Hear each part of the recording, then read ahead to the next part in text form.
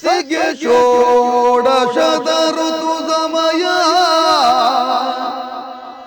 ಏಕಾದಶಿ. ನಮಸ್ತೆ ವೀಕ್ಷಕರೇ, ಚಂಡಮದ್ದಳೆ ಭಾಗವತಿಕೆಯ ಪ್ರತಿಧ್ವನಿಯಲ್ಲಿ ಜೀವ ತುಂಬಿದ ಕಲಾವಿದ, ರಂಗಸ್ಥಳದ ಪ್ರತಿಪಾದೆಯಲ್ಲಿ ಹೆಜ್ಜೆ ಹಾಕಿದ ಸಾಧಕ. ಇದು ಯಕ್ಷಗಾನ ಕಲಾವಿದರ ಸಾಧನೆಯ ಯಶಸ್ಸಿನ ಕತೆ, ಯಕ್ಷಧ್ರುವತಾರೆ. ನಾನು ನಿಶಾಂತ್ ತೋಡಾರ್. ಸತಿಗೆ ಷೋಡಶದ ಋತು ಸಮಯ ಏಕಾದಶಿ. ಇವತ್ತು ನಮ್ಮ ಕಾರ್ಯಕ್ರಮದಲ್ಲಿರುವ ಯಕ್ಷಗಾನ ಕಲಾವಿದ ಯಾರು ಅಂತ ಕೇಳೋದಾದ್ರೆ, ಕಳೆದ 22 ವರ್ಷಗಳಿಂದ ಕಟೀಲು ಮೇಳದಲ್ಲಿ ಸೇವೆ ಸಲ್ಲಿಸುತ್ತಿರುವ ಕಲಾವಿದ, ರಂಗಸ್ಥಳವನ್ನೇ ಕರ್ಮಸ್ಥಳವನ್ನಾಗಿಸಿ ಬಣ್ಣದ ಬದುಕು ನಡೆಸುತ್ತಿರುವ ಅರಳ ಗಣೇಶ್ ಶೆಟ್ಟಿ ಅವರು ನಮ್ಮ ಜೊತೆಗಿದ್ದಾರೆ. ಬನ್ನಿ ಅವರನ್ನ ಕಾರ್ಯಕ್ರಮಕ್ಕೆ ಸ್ವಾಗತಿಸೋಣ ಹಾಗೂ ಅವರ ಯಕ್ಷ ಜೀವನದ ಅನುಭವದ ಮಾತುಗಳನ್ನು ಕೇಳ್ಕೊಂಡು ಬರೋಣ. ಅರಳ ಶ್ರೀ ಗರುಡ ಮಹಾಕಾಳಿ ತಾಯಿಯ ಪುಣ್ಯ ಮಣ್ಣಿನಲ್ಲಿ ದಿವಂಗತ ಮಹಾಲಿಂಗ ಶೆಟ್ಟಿ ಹಾಗೂ ಶ್ರೀಮತಿ ರೇವತಿ ದಂಪತಿಗಳ ಸುಪುತ್ರರಾಗಿ ತಾರೀಕು 19/8/1986 ಜನಿಸಿದ ಗಣೇಶ್ ಶೆಟ್ಟಿ ಅರಳ ಅವರು ಯಕ್ಷಗಾನ ಕಲಾವಿದ ಹಾಗೂ ಯಕ್ಷಗುರು ದಿವಂಗತ ಮೋನಪ್ಪ ಶೆಟ್ಟಿ ಸಜಿಪ ಅವರ ಪ್ರೇರಣೆಯಿಂದ ಯಕ್ಷಗಾನ ಕ್ಷೇತ್ರಕ್ಕೆ ಕಾಲಿಟ್ಟರು. 2002ನೇ ಇಸವಿಯಲ್ಲಿ ಧರ್ಮಸ್ಥಳ ಯಕ್ಷಗಾನ ತರಬೇತಿ ಕೇಂದ್ರದಲ್ಲಿ ನೃತ್ಯಾಭ್ಯಾಸ ಪಡೆದು ತಮ್ಮ ಕಲಾ ಪಯಣಕ್ಕೆ ದೃಢವಾದ ನೆಲೆಯನ್ನು ನಿರ್ಮಿಸಿಕೊಂಡರು. ಯಕ್ಷರಂಗದ ಮೇರು ಕಲಾವಿದ ದಿವಾಣ ಶಿವಶಂಕರ್ ಭಟ್ರವರ ನೃತ್ಯಗರಡಿಯಲ್ಲಿ ಪಳಗಿದ ಇವರು ಶ್ರೀ ಸುಬ್ರಯ್ಯ ಹೊಳ್ಳರಿಂದ ಅರ್ಥಗಾರಿಕೆಯ ಸೂಕ್ಷ್ಮತೆಗಳನ್ನು ಕಲಿತುಕೊಂಡರು.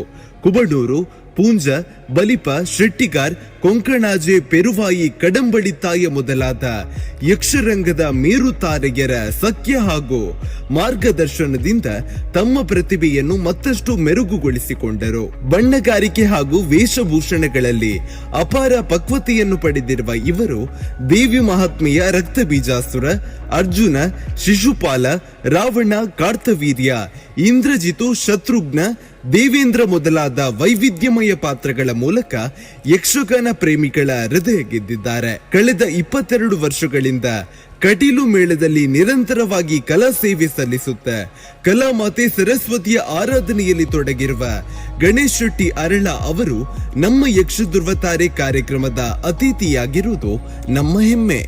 ಸತಿಗೆ ಷೋಡಶದ ಋತು ಸಮಯ ಏಕಾದಶಿ. ಸರ್ ನಮಸ್ತೆ. ನಮಸ್ಕಾರ. ಹೇಗಿದ್ದೀರಾ? ಆರಾಮ. ಹೇಗೆ ನಡೀತಿದೆ ಜೀವನ? ಎಲ್ಲ ಕಟೀಲು ತಾಯಿ ಅನುಗ್ರಹ. ಸರ್, ಮೊದಲನೇದಾಗಿ ಕೇಳೋದಾದ್ರೆ, ಈ ಒಂದು ನಿಮ್ಮ ಯಕ್ಷ ಜೀವನ ಅನ್ನುವಂಥದ್ದು ನಿಮ್ಮ ಆರಂಭದ ದಿನಗಳು ಹೇಗಿತ್ತು? ಆರಂಭದ ದಿನವನ್ನು ಒಮ್ಮೆ ನೆನಪಿಸೋದಾದ್ರೆ. ಆರಂಭದ ದಿನಗಳು ಯಾವನಿಗೆ ಆಗಿರಲಿ, ಒಂದು ಕ್ಷೇತ್ರದ ಬಗ್ಗೆ, ಒಂದು ಉದ್ಯೋಗದ ಬಗ್ಗೆ ಆಸಕ್ತಿ ಇಲ್ಲದಿದ್ದರೆ ಏನು ಪ್ರಯೋಜನ ಇಲ್ಲ. ಯಾವುದರಲ್ಲಿ ಆದರೂ ಒಬ್ಬನಿಗೆ ಆಸಕ್ತಿ ಅನ್ನೋದು ಪ್ರಧಾನವಾಗಿ ಬೇಕಾಗ್ತದೆ. ನಮ್ಮ ಕುಟುಂಬವೇ ಒಂದು ಯಕ್ಷಗಾನದ ಮೇಲೆ ಒಳ್ಳೆಯ ಅಭಿಮಾನ ಇರಿಸಿದವರು, ಮತ್ತು ಬಾಲ್ಯದಿಂದಲೇ ಯಕ್ಷಗಾನವನ್ನು ಆಸ್ವಾದಿಸುತ್ತಾ ಬಂದವರು. ಹಾಗೆ ನಾನು 8ನೇ ತರಗತಿಯವರೆಗೆ ಶಾಲೆಯಲ್ಲಿ ಹೋಗ್ತಾ ಇದ್ದೆ.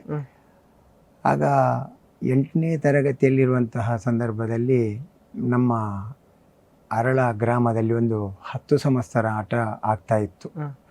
ಅಲ್ಲಿ ಮೊದಲು ಹೇಗೆಂದರೆ, ಒಂದು ಊರಿನಲ್ಲಿ ಒಂದು 10 ಸಂವತ್ಸರ ಆಟ ಆಗುದಿದ್ದರೆ ಅಲ್ಲಿಗೆ ಒಂದು ಇಂತಹ ಸಟ್ಟು ಬರುವುದಿಂತಲೇ ಇತ್ತು. ಈಗ ಬಲಿಪರೆ ಸೆಟ್ಟು, ಪೂಂಜರೆ ಸೆಟ್ಟು, ಮತ್ತು ಕುರಿಯದವರ ಸೆಟ್ಟು, ಮತ್ತು ಕುಬನೂರು, ಹೀಗೆ 4 ಮೇಳಗಳು ಇದ್ದವು. ಆಗ ಬಲಿಪರೆ ಸೆಟ್ಟಿನ ಆಟ ಆಗ್ತಾ ಇತ್ತು. ನಾನು ಅದನ್ನು ನೋಡುತ್ತಾ ನೋಡುತ್ತಾ ಬೆಳೆಯುತ್ತಾ ಬಂದವ. ಅವತ್ತು ಶಾಲೆಗೆಲ್ಲ ಹೋಗುವಾಗ ಆಟ ಇದ್ದ ದಿವಸ ನಾವು ಮನೆಯಿಂದ ಹೊರಡ್ತೇವೆ, ಶಾಲೆ ಉಂಟು ಅಂತ ಹೋಗ್ತೇವೆ ಅಂತ. ಆದರೆ ನಾವು ಇರುವುದಲ್ಲಿ ಆಟ ಆಗುತ್ತಿರುವಂತಹ ಗದ್ದೆಯಲ್ಲಿ ಶಾಲೆಗೆ ಹೋಗ್ತಾ ಇರಲಿಲ್ಲ. ಅವರು ಆ ಪೋಷಾಕುಗಳನ್ನೆಲ್ಲ ಒಣಗಿಸುವುದಕ್ಕೆ ಹಾಕುವುದನ್ನು ನೋಡುವುದು, ಮತ್ತು ಪೆಟ್ಟಿಗೆಯಲ್ಲಿ ಬರೆದ ಹೆಸರನ್ನೆಲ್ಲ ಓದುವುದು, ಯಾರೆಲ್ಲ ಕಲಾವಿದರಿದ್ದಾರಂತ. ಆಗ ಗಜಮೇಳ, 2ನೇ ಮೇಳ ಅಂದರೆ ಗಜಮೇಳ. ಹಾಗೆ ಅದನ್ನೆಲ್ಲ ನೋಡ್ತಾ ಬಂದದ್ದು. ಹಾಗೆಯೇ ಹೋಗಿ ಚೌಕಿಯಲ್ಲಿ ಕೂತು ಕಲಾವಿದರಲ್ಲೆಲ್ಲ ಮಾತಾಡೋದು. ಕಲಾವಿದರ ಹತ್ತಿರ ಎಲ್ಲ ಹೋಗ್ತಾ ಇರಲಿಲ್ಲ ಆಗ, ಅಂದರೆ ಅಷ್ಟು ಭಯ ಇತ್ತು, ಶಿಸ್ತು. 2ನೇ ಮೇಳದಲ್ಲಿ ಪೆರುವೈ ನಾರಾಯಣ ಶೆಟ್ಟಿ, ಮತ್ತು ಪೆರುವೈ ನಾರಾಯಣ ಭಟ್ರು, ರಮೇಶ್ ಭಟ್ರು, ಮತ್ತು ರಾಜು ಶೆಟ್ರು, ಅಜೆಕ್ಕಾರು, ಇಂಥವರೆಲ್ಲ ಇದ್ದ ಮೇಳ. ಪೆರ್ಮುದೆ ಜಯಪ್ರಕಾಶ್ ಶೆಟ್ಟರು. ಹಾಗೆ ನೋಡ್ತಾ ನೋಡ್ತಾ ಮತ್ತೆ ಯಕ್ಷಗಾನದಲ್ಲಿರುವಂಥ ಒಂದು ಆಸಕ್ತಿ ಅಧಿಕವಾಗುವುದಕ್ಕೆ ತೊಡಗಿತು. ಆವಾಗ ನಾನು 8ನೇ ತರಗತಿ ಪ್ರೌಢಶಾಲೆಯಲ್ಲಿ ಕಲಿತಾ ಇದ್ದೆ. ಆ ಅರಳದ ಆಟ ಆಗುವಾಗ ಒಂದು ಮೇಳದವರಿಗೆ ಬಿಡಾರ ಅಂತ ನಮ್ಮ ಒಂದು ಅಜ್ಜಿ ಮನೆಯಲ್ಲಿ ಆಗ್ತಾ ಇತ್ತು. ಅಲ್ಲಿಗೆ ಆ ದಿವಸ ನಾನು ಮತ್ತು ತಾಯಿ ಅವತ್ತು ಹೋಗಿದ್ದೆವು. ಆಗ ಅವರೆಲ್ಲ ಮೇಳದವರ ಹತ್ರ ಎಲ್ಲ ಮಾತಾಡಲಿಕ್ಕಿಲ್ಲ, ದೂರದಿಂದಲೇ ಅವರು ಏನೆಲ್ಲ ಮಾಡ್ತಾರೆ ಅದನ್ನು ಬಿಡಾರದಲ್ಲೆಲ್ಲ ನೋಡ್ತಾ ಇರೋದು. ಹಾಗೆ ಅವರ ಕೆಲವರದ್ದು ಪರಿಚಯ ಆಯಿತು ನನಗೆ. ಮತ್ತು ಆ ವರ್ಷ ಯಕ್ಷಗಾನ ಆಯಿತು. ನಾನು 8ನೇ ಕ್ಲಾಸಲ್ಲಿ ಫೈಲ್ ಆದೆ.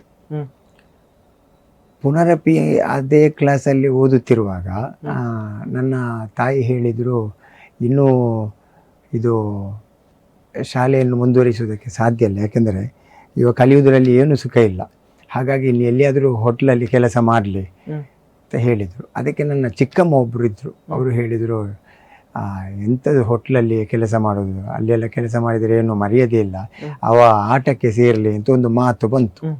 ಆವಾಗ ತಾಯಿಯವರು ಹೇಳಿದರು, ಸರಿ ಹಾಗಿದ್ದರೆ 8ನೇ ಕ್ಲಾಸಲ್ಲಿ ಪಾಸ್ ಆದರೆ, 1 ವರ್ಷ ಫೈಲಾಗಿ ನಾನು ಆ ವಿದ್ಯೆಯನ್ನು ಮುಂದುವರಿಸಿದ್ದು, 8ನೇ ಕ್ಲಾಸಲ್ಲಿ ಪಾಸ್ ಆದರೆ ಅವ 10ನೇ ತರಗತಿ SLC ಹೋಗಬೇಕು, ಒಂದು ವೇಳೆ ಫೈಲ್ ಆದರೆ ನೋಡುವ, ಯಕ್ಷಗಾನಕ್ಕೆ ಕಲಿಸುವ ಅಂತ ಒಂದು ಮಾತು ಬಂತು.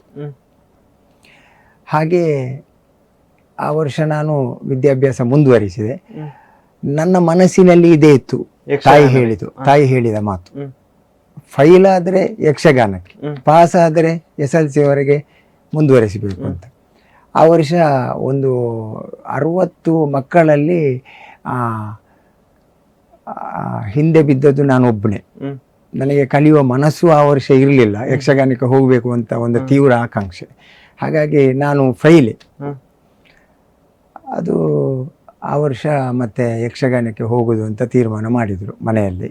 ಅಲ್ಲಿಗೆ ವಿದ್ಯಾಭ್ಯಾಸ ನಿಲ್ಲಿಸಿದೆ. ಮತ್ತೆ ಮಾರನೇ ವರ್ಷ ಅದೇ 2ನೇ ಮೇಳ ಬಂತು. ಅಲ್ಲಿಯೇ ಬಿಡರಾಗಿತ್ತು. ಅವತ್ತು ಒಬ್ರು ಶಶಿಧರ ಪಂಜ ಕೊಯ್ಕೂಡೆ ಅಂತ, ಅವರಲ್ಲಿ ಹೋಗಿ ನಾನು ಮಾತಾಡಿದೆ. ಆಗ ಅವರು ಹೇಳಿದರು, ಸರಿ ನಾಡಿದ್ದು ಧರ್ಮಸ್ಥಳ ಕೇಂದ್ರ ಉಂಟು, ಅದು ಜೂನ್ ತಿಂಗಳಲ್ಲಿ ನಡೆಯುತ್ತದೆ, ಪೇಪರಲ್ಲೆಲ್ಲ ಬರ್ತದೆ, ಆದರೆ ನೀನು ಕಟೀಲು ಸೇವೆಗೆ ಬಾ, ನಿನ್ನನ್ನು ಕರ್ಕೊಂಡು ಹೋಗುವಂಥ ವ್ಯವಸ್ಥೆ ನಾನು ಮಾಡ್ತೇನೆ ಅಂತ ಹೇಳಿದರು. ಅಂದ್ರೆ ಅವರು ಕಲಾವಿದರಾಗಿ, ಅವರು 2ನೇ ಮೇಳದಲ್ಲಿ ಈಗ ಶುಂಭ ಪಾತ್ರವನ್ನು ನಿರ್ವಹಿಸ್ತಾ ಇದ್ದಾರೆ. ಆಗ ಅವರು ಬಣ್ಣದ ವೇಷವನ್ನು ಮಾಡ್ತಾ ಇದ್ರು, 3ನೇ ಬಣ್ಣದ ಜಾಗದಲ್ಲಿ ಇದ್ರು ಅವರು. ಶಶಿಧರ ಶೆಟ್ಟಿ ಪಂಜ ಕೊಯ್ಕೂಡೆ ಅಂತ ಅವರ ಹೆಸರು. ಆದಿತು ಅಂತ ಬಹಳ ಖುಷಿ ಆಯಿತು ನನಗೆ. ನಾನು ಜೂನ್ ತಿಂಗಳು ಯಾವಾಗ ಬರ್ತದೆ ಅಂದರೆ ಮಾರ್ಚ್ 26ಕ್ಕೆ ಈ ಆಟ ಆಗುದು, ಅರಳ 10 ಸಂವತ್ಸರ ಆಟ. ಮಾರ್ಚ್ 26ಕ್ಕೆ 25 ವರ್ಷದಿಂದ ಹಾಗೆಯೇ ಅದೇ ತಾರೀಕು ಅದೇ ದಿನಕ್ಕೆ ಆಗ್ತಾ ಉಂಟು. ಆಯಿತು, ಅಲ್ಲಿಗೆ ನಾನು ಸೇವೆಗೆ, ಕಟೀಲಿನ ಸೇವೆಗೆ ಬಂದು ಈ ಶಶಿಧರ ಶೆಟ್ಟಿ ಪಂಜ ಕೊಯ್ಕೂಡೆ ಯಾರು ಅಂತಲೇ ಗೊತ್ತಿಲ್ಲ ನನಗೆ, ಯಾರಲ್ಲಿ ಕೇಳುದು. ಮತ್ತು ನನ್ನ ಮಾವ ಒಬ್ಬರು ನನ್ನ ಜೊತೆಯಲ್ಲಿ ಬಂದಿತ್ತು, ಅವರಿಗೆ ಮುಖ ಪರಿಚಯ ಉಂಟು. ಅವರು ಹೋಗಿ ಮಾತಾಡಿದರು, ಸರಿ ನಾಡಿದ್ದು ಜೂನು 20 ತಾರೀಕಿಗೆ ಅವತ್ತು ಕೇಂದ್ರಕ್ಕೆ ಧರ್ಮಸ್ಥಳಕ್ಕೆ ಬನ್ನಿ, ಅವನನ್ನು ಕರ್ಕೊಂಡು ನಾನು ಅಲ್ಲಿ ಮಾತಾಡ್ತೇನೆ ಅಂತ ಹೇಳಿದರು. ಹಾಗೆ ಧರ್ಮಸ್ಥಳ ಕೇಂದ್ರ ಪ್ರವೇಶ 2002ನೇ ಇಸವಿಯಲ್ಲಿ ಕೇಂದ್ರಕ್ಕೆ ನಾನು ಹೋದದ್ದು, ಧರ್ಮಸ್ಥಳ ಕೇಂದ್ರಕ್ಕೆ. ಆವಾಗ ನಾನು ಇದು ನಾನು ಮತ್ತು ನನ್ನ ತಂದೆ ಧರ್ಮಸ್ಥಳಕ್ಕೆ ಹೋದದ್ದು. ಅಲ್ಲಿ ತರಬೇತಿಯಲ್ಲಿ ಆಗೋದು ಮತ್ತು ಯಕ್ಷಗಾನದ ಕೇಂದ್ರ ಎಂಥದ್ದು ಗೊತ್ತಿಲ್ಲ ನಮಗೆ. ಧರ್ಮಸ್ಥಳಕ್ಕೆ ನಾನು ಒಂದು ಪ್ರಥಮ ಹೋದದ್ದು ಇರಬೇಕು ಬಹುಶಃ, ನಮಗೆ ಎಲ್ಲಿ ಹೋಗಬೇಕು ಎಂಥದ್ದು ಅಂತಲೇ ಗೊತ್ತಿಲ್ಲ. ಒಂದು ಕಟೀಲು ತಾಯಿ ಅನುಗ್ರಹ. ನಾನು ಹೋಗಿ ಬಸ್ಸು ಇಳಿದು ಯಾರ ಹತ್ರ ಒಂದು ಅಂಗಡಿಯವರ ಹತ್ರ ತಂದೆಯವರು ಕೇಳಿದರು, ಇಲ್ಲಿ ಧರ್ಮಸ್ಥಳ ಕೇಂದ್ರ ಉಂಟಂತೆ, ನಾಳೆಯಿಂದ ನಡೀಲಿಕ್ಕೆ ಅಂತ. ಎಲ್ಲಿ ಅದು ನೋಡಿ, ಅಲ್ಲಿ ಒಂದು ರೂಮ್ ಉಂಟು, ಅಲ್ಲಿ ಕೇಂದ್ರದ ಗುರುಗಳೇ ಇದ್ದಾರೆ, ಅವ್ರ ಹತ್ರ ಹೋಗಿ ಮಾತಾಡಿ ಅಂತ ಒಬ್ಬರು ಬೆರಳು ತೋರಿಸಿದ್ರು. ನಾನು ಮತ್ತು ತಂದೆ ಅಲ್ಲಿಗೆ ಹೋದೆವು. ಆಗ ದಿವಾನ ಶಿವಶಂಕರ ಭಟ್ರು ಅವರು ಅಲ್ಲಿ ಯಾರಲ್ಲಿಯೋ ಮಾತಾಡ್ತಾ ಇದ್ದಾರೆ. ಅಂದರೆ ಒಂದು ಇಷ್ಟು ಕೂದಲಿರುವಾಗ ಅದು ಗೊತ್ತಾಗ್ತದೆ ಇದು ಕಲಾವಿದನೇ ಆಗಿರಬೇಕು ಅಂತ. ಹಾಗೆ ಹೋಗಿ ಮಾತಾಡಿದೆವು. ಅವರ ಕಾಲು ಹಿಡಿದೆ. ಧರ್ಮಸ್ಥಳದ ಕೇಂದ್ರಕ್ಕೆ ನಾವು ಬಂದದ್ದು. ಸರಿ, ನೀವು ಇವತ್ತು ಎಲ್ಲಿಯಾದರೂ ಅಲ್ಲಿ ಮಲಗಿ ನಾಳೆ ಬೆಳಿಗ್ಗೆ 10 ಗಂಟೆಗೆ ವಸಂತ ಮಹಲ್ ಅಂತ ಉಂಟು, ಅಲ್ಲಿಗೆ ಬನ್ನಿ ಅಂತ ಒಂದು ಹೇಳಿದರು. ಸರಿ ಆದೀತು ಗುರುಗಳೇ ಅಂತ ಹೋಗಿ ಛತ್ರದಲ್ಲಿ ಊಟ ಮಾಡಿದೆವು. ದೇವಸ್ಥಾನಕ್ಕೆಲ್ಲ ಹೋಗಿ ಬಂದು ಎಲ್ಲಿಯೋ ಒಂದು ಮಲಗಿ ಬೆಳಿಗ್ಗೆ 10 ಗಂಟೆಗೆ ನಾವು ಅಲ್ಲಿಗೆ ಹೋದೆವು. ಅಲ್ಲಿ ಹೋಗುವಾಗ ನನಗೆ ಪರಿಚಯ ಇಲ್ಲ. ಸೂರಿಕುಮೇರ್ ಗೋವಿಂದ ಭಟ್ರು, ಕೋಳಿಯೂರು ರಾಮಚಂದ್ರ ರಾವ್ ಮತ್ತು ದಿಗ್ಗಜ ಕಲಾವಿದರು ಅಪೂರ್ವ ಠಾಕೂರ್ ಅಂತ ಒಬ್ಬರು ಇದ್ದರು, ಮತ್ತು ಇವರು ದಿವಾಣ ಶಿವಶಂಕರ ಭಟ್ರು, ಇವರೆಲ್ಲ ಇದ್ದಾರೆ. ಒಂದು 22 ಮಂದಿ ನಾವು ಬಂದಿದ್ದೆವು ಕಲೀಲಿಕ್ಕೆ ಅಂತ. ಈಗ ಅದರಲ್ಲಿ ಕೆಲವು ಮಂದಿ ಎಲ್ಲ ಪ್ರಸಿದ್ಧ ವೇಷಧಾರಿಗಳಾಗಿದ್ದಾರೆ. ಅದರಲ್ಲಿ ಅಲ್ಲಿ ಪ್ರಾರಂಭ ಆಯಿತು. ಅಂದರೆ ಒಂದು ಎಂಟ್ರಿ ಅಂತ ಮಾಡ್ತಾರೆ. ಆಮೇಲೆ ಅವರೇ ಘೋಷಣೆ ಮಾಡ್ತಾರೆ ಯಾರು ಪಾಸ್ ಇದರಲ್ಲಿ, ಯಾರು ಫೈಲ್ ಆದವರು ಮತ್ತೆ ಕೇಂದ್ರಕ್ಕೆ ಬರಲಿಕ್ಕಿಲ್ಲ. ಜೂನ್ 1ಕ್ಕೆ ಪ್ರಾರಂಭ ಆಗೋದು ಕೇಂದ್ರ. ಪಾಸ್ ಆದವರು ಅವರು ಮಾತ್ರ ಬರಬೇಕು. ಅದು ಹೇಗಿತ್ತು ಇಂಟರ್ವ್ಯೂ ಅನ್ನುವಂಥ? ಇಂಟರ್ವ್ಯೂ ಅಂದರೆ ಅವನಿಗೆ ಗೊತ್ತಿದ್ದೋ ಗೊತ್ತಿಲ್ಲೋ ಒಂದು ಪ್ರವೇಶ ಮಾಡಿ ತೋರಿಸ್ಬೇಕು ಅವ. ಆಗ ಅಲ್ಲಿ ಮುಂದೆಲ್ಲ ಗೋವಿಂದ ಭಟ್ರು ಕೋಳಿಯವರೆಲ್ಲ ಕೂತಿರ್ತಾರೆ, ಅದೇ ಒಂದು ಭಯ ಆಗೋದು. ಪ್ರವೇಶ ಮಾಡಿ ಹೇಗೂ ಆಗ್ಬೋದು, ಒಂದು ಯಕ್ಷಗಾನ ನೋಡಿದ ಅನುಭವ ಇರ್ತದೆ, ಪ್ರವೇಶ ಮಾಡಿ ತೋರಿಸ್ಬೇಕು.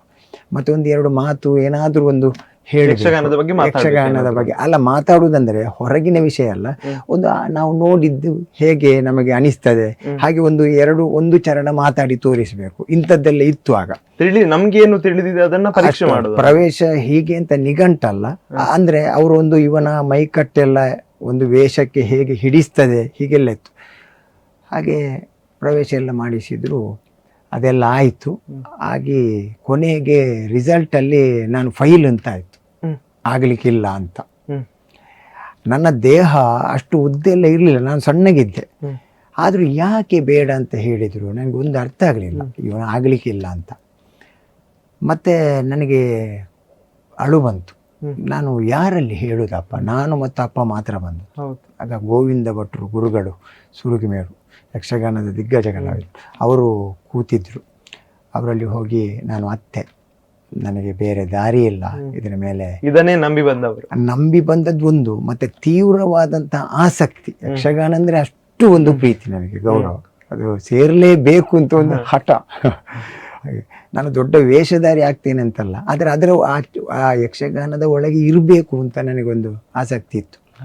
ಹಾಗೆ ಅದಕ್ಕೆ ಅವರು ಹೇಳಿದರು, ಸರಿ ನಾನು ಮಾತಾಡ್ತೇನೆ ಅಂತ ಹೇಳಿ ಅವರು ಮಾತಾಡಿದರು. ಯಾರಲ್ಲೂ ಒಂದು ಮಾತು ಬಂತು, ಈಗ ನಿನಗೆ ನಿನ್ನ ಹಿರಿಯರು ಯಾರಾದರೂ ಯಕ್ಷಗಾನದಲ್ಲಿ ಇದ್ರಾ ಅಂತ ಕೇಳಿದರು. ಅವಾಗ ನನ್ನ ಅಜ್ಜ ಒಬ್ಬರು ಇದ್ದರು, ಸಜಿಪ ಮೋನಪ್ಪ ಶೆಟ್ಟಿ ಅಂತ, ಒಳ್ಳೆ ಕಲಾವಿದ, ಪ್ರಸಿದ್ಧ ವೇಷಧಾರಿ. ಅವರು ಮೇಳ ತಿರುಗಾಟ ಮಾಡಿದ್ದು ಆಗ ನನಗೆ ಗೊತ್ತಿಲ್ಲ. ಈಗಿನವರೆಲ್ಲ ಹೇಳುತ್ತಾ ಇದ್ದಾರೆ ಅವರ ಹೆಸರು ಹೇಳುವಾಗ, ಅವರೊಟ್ಟಿಗೆ ನನಗೆ ತಿರುಗಾಟ ಆಗಿದೆ. ಆವಾಗ ಗೋವಿಂದ ಭಟ್ರು ಗುರುಗಳು ಹೇಳಿದರು, ಅವರ ಸ್ತ್ರೀವೇಷ ನನ್ನ ಪುಂಡುವೇಷ ಆಗಿದೆ ಅಂತ ಹೇಳಿದರು. ಅವರಿಗೇನಾಗಬೇಕು, ಅವರಿಗೆ ನಾನು ಮೊಮ್ಮಗ. ಹೌದಾ, ಹಾಗಿದ್ದರೆ ನೀನು ಬರಬಹುದು, ನೋಡುವ, 1 ವಾರ ನೋಡುವ. ಕರೆದರು, ದಿವಾಣ ಇಲ್ಲಿವ, 1 ವಾರ ನೋಡುವ ಇವನನ್ನು ಹೇಗೆ ಅಂತ. ಪಾಸ್ ಆಯಿತು. ಮತ್ತು 1 ದಿವಸ ಬರಲಿಕ್ಕೆ ಹೇಳಿದರು. ಹೋದೆ ನಾನು. ಯಕ್ಷಗಾನದ 6 ತಿಂಗಳು ಅಲ್ಲಿ ತರಬೇತಿ ನಮ್ಮದ್ದಾಯಿತು. ಆವಾಗ ಒಂದು 25 ಮಂದಿ ಈ ತರಬೇತಿ ಪಡೆಯುತ್ತಾ ಇರುವವರು ಮೇಳಕ್ಕೆ, ಧರ್ಮಸ್ಥಳ ಮೇಳಕ್ಕೆ ಒಂದು ನಿತ್ಯ ವೇಷಕ್ಕೆ ಅಂತ ತೀರ್ಮಾನ ಮಾಡ್ತಾರೆ. ಅದು ಅಷ್ಟು ಅವನಿಗೆ ಗೊತ್ತಿರಬೇಕು.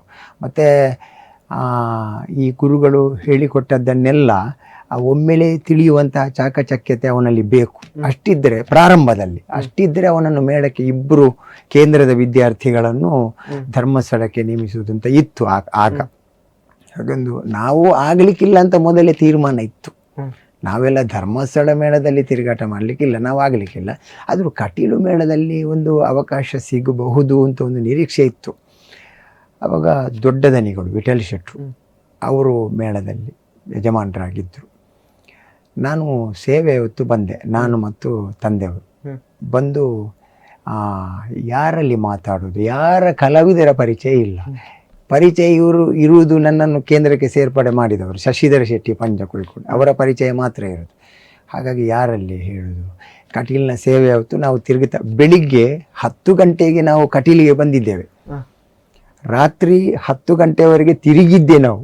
ಯಾರು ಕಲಾವಿದರ ಪರಿಚಯ ಇಲ್ಲ. ಮೇಳಕ್ಕೆ ಕೆಲವರೆಲ್ಲ ಅಂಗಡಿಗಳಲ್ಲಿ ಎಲ್ಲ ಕೇಳಿದೆವು ನಾವು, ಮೇಳಕ್ಕೆ ಸೇರ್ಪಡೆ ಆಗಬೇಕಿದ್ರೆ ಯಾರಲ್ಲಿ ಮಾತಾಡಬೇಕು, ಅದು ದನಿಗಳಲ್ಲಿ ಮಾತಾಡಬೇಕು ಅಂತ ಹೇಳಿದ್ರು. ಹೌದಾ, ಸರಿ, ಹಾಗಿದ್ದರೆ ಹೀಗೆ ನಾನು ಇನ್ನು ದೇವಸ್ಥಾನಕ್ಕೆ ಹೋಗಿ ಬರುವ ಅಂತ ಒಳಗೆ ಬರುವಾಗ ಕುಬ್ಬನೂರು ಶ್ರೀಧರರಾಯರು ಅವರು ಭಾಗವತರು ಅವರು ಸಿಕ್ಕಿದ್ರು. ಅವರು 4ನೇ ಮೇಳದಲ್ಲಿ ಪ್ರಧಾನ ಭಾಗವತರು. ಅವರು ಸಿಕ್ಕಿದ್ರು. ಅವರ ಪರಿಚಯ ಇರಲಿಲ್ಲ. ಅಂದರೆ ನಮ್ಮ ಊರಿಗೆ ಒಂದು 2 ಸಲ 4ನೇ ಸೆಟ್ಟು ಬಂದಿದೆ. ಆಗ ಕುಬ್ಬನೂರು ಶ್ರೀಧರರಾಯರು ಪೂಂಜ ಭಾಗವತರು, ಬಲಿಪ ಭಾಗವತರು ಅಂತ ನನಗೆ ನೋಡಿದ್ದು ಮಾತ್ರ. ಅವರ ಹತ್ತಿರ ಹೋಗಿ ಮಾತಾಡಲಿಲ್ಲ ನಾವು. ಹಾಗೆ ಅವರಲ್ಲಿ ಹೋಗಿ ಮಾತಾಡಿದೆ. ನಮಸ್ಕಾರ ಭಾಗವತರೇ. ನೀನು ಯಾರು? ನಾನು ಅರಡ ಗಣೇಶ ಶೆಟ್ಟಿ ಅಂತ. ಇದು ನಿಮಗೆ ಮೇಳಕ್ಕೆ ಸೇರು. ಹೌದಾ, ಎಲ್ಲಿ ಕಲ್ತದ್ದು? ಧರ್ಮಸ್ಥಳಕ್ಕೆ. ಧರ್ಮಸ್ಥಳದಲ್ಲಿ ಕಲ್ತದ್ದು. ನೋಡುವ, ನಾನು ವಿಠಲ್ ಶೆಟ್ಟರಲ್ಲಿ ಮಾತಾಡ್ತೇನೆ, ನೀನು ಮತ್ತೆ 1 ಗಂಟೆ ಆಗುವಾಗ ನನಗೊಮ್ಮೆ ಸಿಗಬೇಕು ಅಂತ ಹೇಳಿದರು ರಾತ್ರಿ. ಆದಿತ್ತು ಬಾಬು. ಅಂದ್ರೆ ಯಕ್ಷಗಾನ ಮುಗಿಸಿ? ಹೌದು, ಯಕ್ಷಗಾನ ಮುಗಿಲಿಕ್ಕಿಲ್ಲ ಅಲ್ಲ. ಇದು ಯಾವುದು, ಇವರು ನನಗೆ ಪ್ರಾರಂಭದಲ್ಲಿ ಒಂದು 7, 8, 10 ಗಂಟೆ ಆಗುವಾಗ ಸಿಕ್ಕಿದ್ದವರು. ಆವಾಗ ನಾನು ಮಾತಾಡಿದ್ದು. ಅವರು ಹೇಳಿದರು, ನಾನು ಯಜಮಾನರಲ್ಲಿ ಮಾತಾಡಿ ನಿನಗೆ ಸೂಚಿಸ್ತೇನೆ, ನೀನು 1 ಗಂಟೆ ರಾತ್ರಿ 2 ಗಂಟೆ ಆಗುವಾಗ ನನ್ನನ್ನೊಮ್ಮೆ ಬಂದು ಭೇಟಿಯಾಗು ಅಂತ ಹೇಳಿದರು. ಅಂದರೆ ಏನು ಹೇಳಿದ್ದಾರೆ ಅಂತ ದನಿಗಳು ಮೇಳಕ್ಕೆ ಬೇಕಾ ಬೇಡುವ ಅಂತ. ಆವಾಗ ನಾನು 1 ಗಂಟೆಗೆ ಅವರು ಪದ್ಯಕ್ಕೆ ಬರುವಾಗ ನಾನು ಅಲ್ಲಿ ಬ್ರಾಹ್ಮರಿ ಕಲ್ಲು ಅಂತ ಉಂಟು, ಅಲ್ಲಿ ನಿಂತಿದ್ದೆ. ಅವರು ಬರುವಾಗ ನಾನು ಹೋದೆ, ಅವರ ಮುಂದೆ ನಿಂತೆ. ಆವಾಗ ಹೇಳಿದರು, ನೀನು 4ನೇ ಮೇಳಕ್ಕೆ ದನಿಗಳು ಹೇಳಿದ್ದಾರೆ, ಇದು ನೀನು ಈಗ ಮನೆಗೆ ಹೋಗ್ತೀಯಾ ಹೇಗೆ? ನಾಳೆ ಮೇಳ ಪ್ರಾರಂಭ ಅಲ್ವಾ? ಹೌದು, ನನಗೆ ಅಂದರೆ ಏನು ನಾನು ತರಲಿಲ್ಲ ಪೋಷಾಕುಗಳೆಲ್ಲ, ಈಗ ಹೋಗಲೇಬೇಕಾಗ್ತದೆ. ಸರಿ, ನಾಳೆ ಇಂಥ ಕಡೆಯಲ್ಲಿ ಆಟ, ಅಲ್ಲಿಗೆ ಬಾ ಅಂತ ಹೇಳಿದರು. ಅದು ಮೇಳದ ಪ್ರಥಮ ಅನುಭವ ನನಗೆ. ಮೇಳಕ್ಕೆ ಪ್ರವೇಶ ಮಾಡಿದ್ದು, ಮೇಳಕ್ಕೆ ಪ್ರವೇಶ ಮಾಡಿದ್ದು ಹಾಗೆ. ಅಲ್ಲಿ ನಿಮ್ಮ ನಿತ್ಯ ವೇಷದಿಂದ ಆರಂಭ ಮಾಡಿ? ಅಲ್ಲಿ ಮೊದಲಿನ ಕ್ರಮವೇ ಹಾಗೆ. ನಿತ್ಯ ವೇಷಕ್ಕಿಂತಲೂ ಮೊದಲು ಒಂದು ಕೋಡಂಗಿ ಅಂತ ಉಂಟು. ಹೌದು, ಕೋಡಂಗಿ ವೇಷ ಅಂತ. ತುಳುವಿನಲ್ಲಿ ಕುಕ್ಕುತಪ್ಪು ವೇಷ ಅಂತ ಅದಕ್ಕೆ ಒಂದು ಹೆಸರು.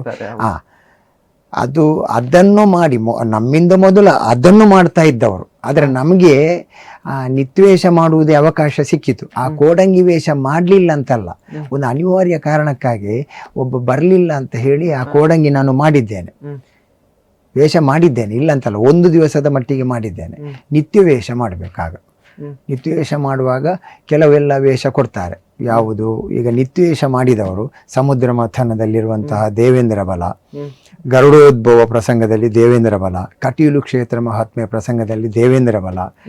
ನಿತ್ಯವೇಷ ಮಾಡಿದರೆ ಅವ ಒಂದು 6:15 ಬಂದು ಬಣ್ಣಕ್ಕೆ ಕೂತ್ರೆ ನಿತ್ಯವೇಷ ಮುಗಿದೆಲ್ಲಾಗಿ ಮತ್ತೆ ಈ ದೇವೇಂದ್ರ ಬಲ ಹೋಗಬೇಕು. ಕಟೀಲು ಕ್ಷೇತ್ರ ಮಹಾತ್ಮೆ ಪ್ರಸಂಗದಲ್ಲಿ ನಿತ್ಯವೇಷ ಮಾಡಿ ಆಮೇಲೆ ದೇವೇಂದ್ರ ಬಲ ಮಾಡಿ ಇಲ್ಲಿಗೆ ಒಂದು ಜಾಬಾಲಿಯಲ್ಲಿಗೆ ಬೇಡು ಭಿಕ್ಷುಕರು ಅಂತ ಉಂಟು, ಬರಗಾಲ ಪೀಡಿತರು ಅಂತ ಕ್ಷೇತ್ರ ಮಹಾತ್ಮೆಯಲ್ಲಿ ಡ್ರೆಸ್ ಬಿಚ್ಚಿ ಆ ಬರಗಾಲ ಪೀಡಿತರು ಮಾಡಿ ಪುನಃ ಬಂದು ನಂದಿನಿ ಜಾಬಾಲಿ ಸಂಭಾಷಣೆ ಒಂದು ಪ್ರಕರಣ ಉಂಟು. ಆದಲ್ಲಿಗೆ ಅರುಣಾಸುರನ ದೇವಲೋಕ ದಾಳಿ ಆಗ್ತದೆ, ಅಲ್ಲಿಗೆ ದೇವೇಂದ್ರ ಬಲ ಕಟ್ಟಿ ಬರಬೇಕು ದೇವೇಂದ್ರ ಬಲ. ಆಮೇಲೆ ದೇವಿ ಪ್ರತ್ಯಕ್ಷ ಆಗಿ ದೇವೇಂದ್ರ ಬಲ ಹೊರಗೆ ಬಂದರೆ ಮತ್ತೆ ಬೆಳಿಗ್ಗೆ ದುಂಬಿಗಳು ಹೋಗಬೇಕು. ಮುಸುಕು ಹಾಕಿಕೊಂಡು ಹೋಗುವ ಕ್ರಮ ಇಲ್ಲ, ಆಗ ಬಣ್ಣ ಹಾಕಬೇಕು, ಕೆಲವರೆಲ್ಲ ಚಿಟ್ಟಿ ಇಡಬೇಕು, ಇಂಥ ಕ್ರಮ ಎಲ್ಲ ಇತ್ತು. ಮತ್ತು ಒಂದು ಮೇಳ ಅಂದರೆ ಹಾಗಿತ್ತು ಆಗ. ನಾವು ನಿತ್ಯ ವೇಷದವರಂದರೆ ಅದು ಅಷ್ಟೇ, ಅದರ ಒಳಗೆ ಇರಬೇಕು, ಅದರಿಂದ ಆಚೆ ಹೋಗಲಿಕ್ಕಿಲ್ಲ. ಮತ್ತು ಮೇಳದಲ್ಲಿ ಪ್ರತಿಯೊಂದು ಪೆಟ್ಟಿಗೆ ಒಂದು ಪ್ರಧಾನವಾಗಿ ಕಾಣಿಸ್ತಾ ಇತ್ತಾಗ. ಈಗ ಕಾಣಿಸುವುದಿಲ್ಲ ಅಂತಲ್ಲ, ಈಗಲೂ ಆ ಜಾಗ ಮರ್ಯಾದೆ ಉಂಟೆ, ಆದರೆ ಆ ವೇಷಧಾರಿಗಳು ಹಾಗೆ ಇದ್ದರು. ನಾನು ಈಗ 4ನೇ ಮೇಳದಲ್ಲಿರುವಾಗ, ಈಗ 4 ಕಟೀಲು 4 ಮೇಳ ಇತ್ತು. 1ನೇ ಮೇಳದಲ್ಲಿ ನೋಡಿದರೆ ಸುಣ್ಣಂಬಳ ವಿಶ್ವೇಶ್ವರ ಭಟ್ರು, ಪಣಿಯಾಲ ರವಿರಾಜ ಭಟ್ರು, ಹಾಗೆ ಸುಬ್ರಹ್ಮ ಹೊಳ್ಳರು ಕಾಸರಗೋಡು, ದಿನಕರ ಗೋಖಲೆ, ಬೋಳಂತೂರು ಜಯರಾಮ್ ಶೆಟ್ಟಿ, ಹಳವಳ್ಳಿ ಗಣೇಶ್ ಭಟ್ರು, ಕೋಳಿಯೂರು ರಾಮಚಂದ್ರರಾವ್, ಇಂಥ ಒಂದು ಸೆಟ್ ಇತ್ತು. 2ನೇ ಸೆಟ್ಟಲ್ಲಿ ಪೆರುವೈ ನಾರಾಯಣ ಶೆಟ್ಟಿ, ರಮೇಶ್ ಭಟ್ರು, ಮತ್ತು ಅಜಕ್ಕರು, ರಾಜುವ ಶೆಟ್ಟರು, ಇಂಥವರೆಲ್ಲ ಇತ್ತದ್ದು. ರೆಂಜಾಳ ರಾಮಕೃಷ್ಣ ಭಟ್ರು. 3ನೇ ಸೆಟ್ಟಲ್ಲಿ ಗಂಗೈ ಶೆಟ್ಟರು, ಶೇಖರ್ ಶೆಟ್ಟಿಗಾರು ಅಂತ ಒಬ್ಬರು ಇದ್ದರು. ಮತ್ತು ಅಮ್ಮುಂಜ ಮೋಹನ್ ಕುಮಾರ್, ಪುಂಡರೀಕಾಕ್ಷ ಉಪಾಧ್ಯಾಯರು, ಬಾಲಕೃಷ್ಣ ಮಿಜಾರು, ಇಂಥವರೆಲ್ಲ ಇದ್ದರು ಆ ಸೆಟ್ಟಿನಲ್ಲಿ. 4ನೇ ಮೇಳದಲ್ಲಿ ಮಂಜೇಶ್ವರ ಜನಾರ್ದನ ಯೋಗಿ, ಆಮೇಲೆ ಸಂಜೀವ ಚೌಟ ಉದ್ಯಾವರ ಅಂತ, ಮತ್ತು ತುಡಿಕಾನ ವಿಶ್ವನಾಥ ಗೌಡರು, ವಿಷ್ಣು ಶರ್ಮರು, ಇಂಥವರೆಲ್ಲ. ಮಾಡವ ಕೊರಗಪ್ರೈಗಳು ಅಂತ ಇದ್ದರು, ಮತ್ತು ಕಾವು ಗಿರೀಶ ಅಂತ ಒಬ್ಬರು ಇದ್ದರು, ಇಂಥ ಶೀನಪ್ರೈಗಳು, ಇವರೆಲ್ಲ ನಾನು ಸೇರಿದ ವರ್ಷ ಅಂತಹ ಕಲಾವಿದರೆಲ್ಲ ಇದ್ದರು. ಸರಪಾಡಿ ವಿಠಲ್ ಶೆಟ್ಟರು, ಮತ್ತು ಸುರೇಶ್ ಕುಪ್ಪೆಬದವ್, ವಿಶ್ವನಾಥ ನಾಯಕ ಕಾರಿಂಜ, ಇಂಥವರೆಲ್ಲ ಆ ಸೆಟ್ಟಲ್ಲಿ. ಆಗ ನಾವು ನಮ್ಮ ಪೆಟ್ಟಿಗೆಯಿಂದ ಸ್ವಲ್ಪ ಮೇಲೆ ಹೋಗ್ಲಿಕ್ಕಿಲ್ಲ. ಏನಾದರೂ ಕೇಳಬೇಕಿದ್ದರೆ ಒಂದು ಪೆಟ್ಟಿಗೆ ಹಿಂದೆ ನಿಂತು ಮಾತಾಡಬೇಕು, ಅವರ ಮುಂದೆ ಕೂಡ ನಿಲ್ಲಕ್ಕಿಲ್ಲ. ಅಂದ್ರೆ ಅಷ್ಟು ಶಿಸ್ತಿತ್ತು, ಅಷ್ಟು ಇತ್ತು ಕ್ರಮ. ಅದೊಂದು ನಿಯಮಬದ್ಧವಾದಂತಹ ಒಂದು ಮೇಳ. ಆಗ ಅದನ್ನು ಮೀರಿ ನಿತ್ಯವೇಷ ಮಾಡಿದ್ರೆ ಅದು ನೃತ್ಯದ ನಡೆಯನ್ನ ಕಲಿಸ್ತದೆ ಅನ್ನುವಂತ ಪಾಠ. ಹೌದು, ನಿತ್ಯವೇಷದಿಂದ ತೊಡಗಿ ಬೇರೆ ಎಲ್ಲ ವೇಷಗಳು ನಿರ್ವಹಿಸಬೇಕಾಗ್ತದೆ ಅಲ್ಲ. ಈಗ ನಿತ್ಯವೇಷ ಮಾಡಿದವನದ್ದು ಭಾಷೆ ಹೇಗುಂಟು ಅಂತ ನೋಡ್ತಾರೆ ಭಾಗವತರದು ಪ್ರಧಾನವಾಗಿ. ನಿತ್ಯವೇಷದಲ್ಲಿ ಮಾತಾಡ್ಲಿಕ್ಕೆ ಇರೋದಿಲ್ಲ. ನಿತ್ಯವೇಷ ಮಾತಾಡುವುದಲ್ಲ, ಅದು ಕುಣಿಯುವ ವೇಷ, ಅದು ಪರಂಪರೆ. ಈಗ ದೇವೇಂದ್ರ ಬಲ, ಸುರನಾಥ ಲಾಲಿಸಯ್ಯ, ಸುರಧೇನು ಕಲ್ಪತರು, ಇಂಥ ಪದ್ಯಕ್ಕೆ ಅವ ಪದ್ಯದ ಅರ್ಥ ಮಾತಾಡ್ತಾನ ಅಂತ ನೋಡ್ತಾರೆ. ಅದು ಹೇಗುಂಟು ಅವನ ವಾಕ್ಚಾತುರ್ಯ. ಈಗ ಒಬ್ಬನಿಗೆ ನಾವು ಬಾಲ್ಯದಲ್ಲಿರುವಾಗ ನಮ್ಮ ಮಿತಿ ಎಷ್ಟುಂಟು ಅಷ್ಟೇ ನಾವು ಮಾತಾಡೋದು. ಹಾಗೆ ಈ ಪದ್ಯಕ್ಕೆ ಹೇಗೆ ಮಾತಾಡ್ತಾನೆ ಅಂತ ನೋಡ್ತಾರೆ. ಹಾಗೆ ಎಲ್ಲಿಯಾದರೂ ಒಂದು ಲೀಲಾಜಾಲವಾಗಿ ಒಂದು ಸ್ವಲ್ಪ ಮಾತಾಡುವುದಕ್ಕೆ ಅಭ್ಯಾಸ ಮಾಡಿದರೆ ಒಂದು ಮತ್ತೆ ಈ ಕೆಲವು ವಿಭೀಷಣ, ಇಂದ್ರಜಿತು ಕಾಳಗದ್ದು ಅಂಥದ್ದೆಲ್ಲ ಪಾತ್ರ ಕೊಡ್ತಾರೆ. ಒಂದು 3 ಪದ್ಯ, ಒಂದು 2 ಪದ್ಯ. ಕಾರ್ತವೀರ್ಯಾರ್ಜುನ ಕಾಳಗದಲ್ಲಿ ರಾವಣನಲ್ಲಿ ಒಂದು ವಿಭೀಷಣ ಉಂಟು, ನೀತಿ ಹೇಳಲಿಕ್ಕೆ, ಅಂಥದ್ದೆಲ್ಲ ಕೊಡ್ತಾರೆ. ಕೊಟ್ಟು ಅದರಲ್ಲಿ ಅವ ಪ್ರೌಢನಾದರೆ ಮತ್ತೆ ಒಂದು ವೇಷ ಒಂದು ಕೊಡ್ತಾರೆ. ಮತ್ತೆ ಯಾರಾದರೂ ಕಲಾವಿದರು ಮೇಳದಿಂದ ಅನಿವಾರ್ಯವಾಗಿ ಈಗ 4 ಮೇಳದಲ್ಲಿ ಯಾರಾದರೂ ಒಂದು ಅನಿವಾರ್ಯವಾಗಿ ಬಿಟ್ಟರೆ ಮೇಳ, ಆವಾಗ ಆ ಜಾಗದ ವೇಷ ಯಾವುದು ಅಂತ ನೋಡಿ ಇವನನ್ನು ಆಯ್ಕೆ ಮಾಡ್ತಾರೆ. ಆವಾಗಿನ ಆಯ್ಕೆ ಅಂದರೆ ಹಾಗೆ ಇತ್ತು. ಒಂದು ಪ್ರಧಾನ ವೇಷದವ ರಜೆ ಮಾಡುವುದಕ್ಕಿಲ್ಲ. ಒಂದು ಕಾರಣ ಒಂದು ಮೇಳದ ಒಂದು ವ್ಯವಸ್ಥೆಯ ನಿಟ್ಟಿನಲ್ಲಿ, ಮತ್ತೊಂದು ಈಗ ಸಂಪಾಜೆ ಶೀನಪ್ರಿಯಗಳೇ ಒಂದು ದಿವಸ ಅವರು ರಜೆ ಮಾಡಿದ್ರು ಅಂತಾದರೆ ಅವತ್ತು ಆಟ ಆಡಿಸುವವರು ಅವರು ಡಿಮ್ಯಾಂಡ್ ಮಾಡ್ತಾಯಿದ್ರು, ಅವರು ಬರಲೇಬೇಕು, ಇಲ್ಲದಿದ್ದರೆ ರಕ್ತಬೀಜ ಯಾರು ಮಾಡೋದು ಇಂಥ ಒಂದು ಪ್ರಶ್ನೆ ಬರ್ತಾ ಇತ್ತು. ಹಾಗೆ ಒಂದು ದೀರ್ಘ 10 ವರ್ಷ 4ನೇ ಮೇಳದಲ್ಲಿ ತಿರುಗಾಟ ಮಾಡಿದೆ ನಾನು. ಮತ್ತು ಅನಿವಾರ್ಯ ಕಾರಣ ಸೇವೆಯ ಮುಂಚಿನ ದಿವಸ ಒಂದು ವರ್ಷ ಒಬ್ಬರು ಕಲಾವಿದರು ಬರುವುದಿಲ್ಲ ಅಂತ ಹೇಳಿದರು. ಪೆಟ್ಟಿಗೆಲ್ಲ ಇಟ್ಟಾಗಿದೆ. ಆವಾಗ ಏನು ಮಾಡೋದು? ಒಂದು ಸಮಾಲೋಚನೆ ಮಾಡ್ತಾರೆ, ಒಂದು ಮೀಟಿಂಗ್ ಅಂತ. ಯಾರು ಆದೀತು 4 ಮೇಳದಲ್ಲಿ, ಯಾರಾದೀತು ಅಂತ. ಆವಾಗ ಈ ಬೆಳಿಗ್ಗೆ 10 ಗಂಟೆಗೆ ಮೀಟಿಂಗ್ ಆಗುವಾಗ ಒಂದು ನನ್ನ ಹೆಸರು ಬಂತಂತೆ. ಅದು 1ನೇ ಮೇಳದಲ್ಲಿ ಪೀಠಿಗೆ ವೇಷದಲ್ಲಿರುವಂತಹ ಒಬ್ಬರು ವೇಷಧಾರಿ ಅನಿವಾರ್ಯ ಕಾರಣ ಅವರಿಗೆ ಬರಲಿಕ್ಕೆ ಆಗಲಿಲ್ಲ ಮೇಳಕ್ಕೆ.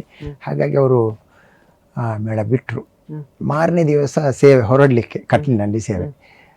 ಹಾಗಾಗಿ ಅವತ್ತು ಯಾರು ಆದೀತು ಅಂತ ತೀರ್ಮಾನ ಆಗುವ ನನ್ನ ಹೆಸರು ಬಂತು. ನಾನು ಸೇವೆಗೆ ನನಗೆ ಗೊತ್ತೇ ಇರಲಿಲ್ಲ ನಾನು 4ನೇ ಮೇಳದಲ್ಲಿ ಇದ್ದೇನೆ ಅಂತ. ಅಂದರೆ ಆವಾಗ ನಾನು ವಿದ್ಯುನ್ಮಾಲಿ ಮತ್ತು ಧೂಮ್ರಾಕ್ಷ, ಶಕಟದೇನುಕರು ಇಂಥ ಪಾತ್ರಗಳನ್ನು ಮಾಡ್ತಾ ಇದ್ದೆ ನಾನು. ಆವಾಗ ಈ ವಿಷ್ಣು ಶರ್ಮರಿಗೆ ಒಂದು ಅಭ್ಯಾಸ ಇತ್ತು. ನಾವು ಮೇಳದಲ್ಲಿರುವಾಗ ಇದು ಯಾವ ಮಕ್ಕಳು ಮಲಗಲಿಕ್ಕಿಲ್ಲ, ಇಡೀ ರಾತ್ರಿ ಆಟ ಆಗ್ತಾ ಇತ್ತು. ಎಲ್ಲ ವೇಷವನ್ನು ನೋಡಬೇಕು. ಒಂದು ವೇಳೆ ನಾವು ಮಲಗಿದರೆ ಬಂದು ಎಬ್ಬಿಸುವುದು, ಆಟ ನೋಡಲಿಕ್ಕೆ ಆಗೋದಿಲ್ಲ ನಿಮಗೆ, ಹಾಗೆ ಹೀಗೆ ಅಂತ ಬೈಯೋದು. ಮತ್ತು ಅವರ ಭಯದಲ್ಲಿ ನಮಗೆ ನಿದ್ದೆ ಬರ್ತಾ ಇರಲಿಲ್ಲ. ಒಂದು ವೇಳೆ ನಿದ್ದೆ ಬಂದರೂ ಎಚ್ಚರ ಆಗ್ತಾ ಇತ್ತು, ಅವರ ಬೊಬ್ಬೆ ಕೇಳುವಾಗ ಎಚ್ಚರ ಆಗ್ತಾ ಇತ್ತು. ತುಂಬ ಮಕ್ಕಳಿಗೆ ಅವರು ಪಾಠ ಮಾಡಿದ್ದಾರೆ ಚೌಕಿಯಲ್ಲಿ ಕೂತು. ಮತ್ತು ಒಳಕುಂಜ ರವಿಶಂಕರ್ ಭಟ್ರು ಅವರದ್ದೊಂದು ಕ್ರಮ ಉಂಟು. ಒಬ್ಬ ಎಷ್ಟು ಜೀರ್ಣ ಆಗ್ತದೆ ಅಷ್ಟೇ ಅರ್ಥವನ್ನು ಹೇಳಿಕೊಡೋದು. ನಾವೊಂದು ಸಾಮಾನ್ಯ ಒಂದು 20 ಮಂದಿ ಯುವಕರಿದ್ದೇವಾಗ ಅವರಿಗೆಲ್ಲ ಹೇಳಿಕೊಡ್ತಾ ಇದ್ದದ್ದು ರವಿಶಂಕರ ಭಟ್ರು, ವಿಷ್ಣು ಶರ್ಮರು. ನಮ್ಮನ್ನು ಪ್ರಾರಂಭದಲ್ಲಿ ತಯಾರು ಮಾಡಿದ್ದೇ ಅವರೇ. ಹೀಗೆಯೇ ಮಾತಾಡಬೇಕು, ಹೀಗೆಯೇ ಪ್ರಸಂಗದ ನಡೆ ಉಂಟು ಎಲ್ಲ.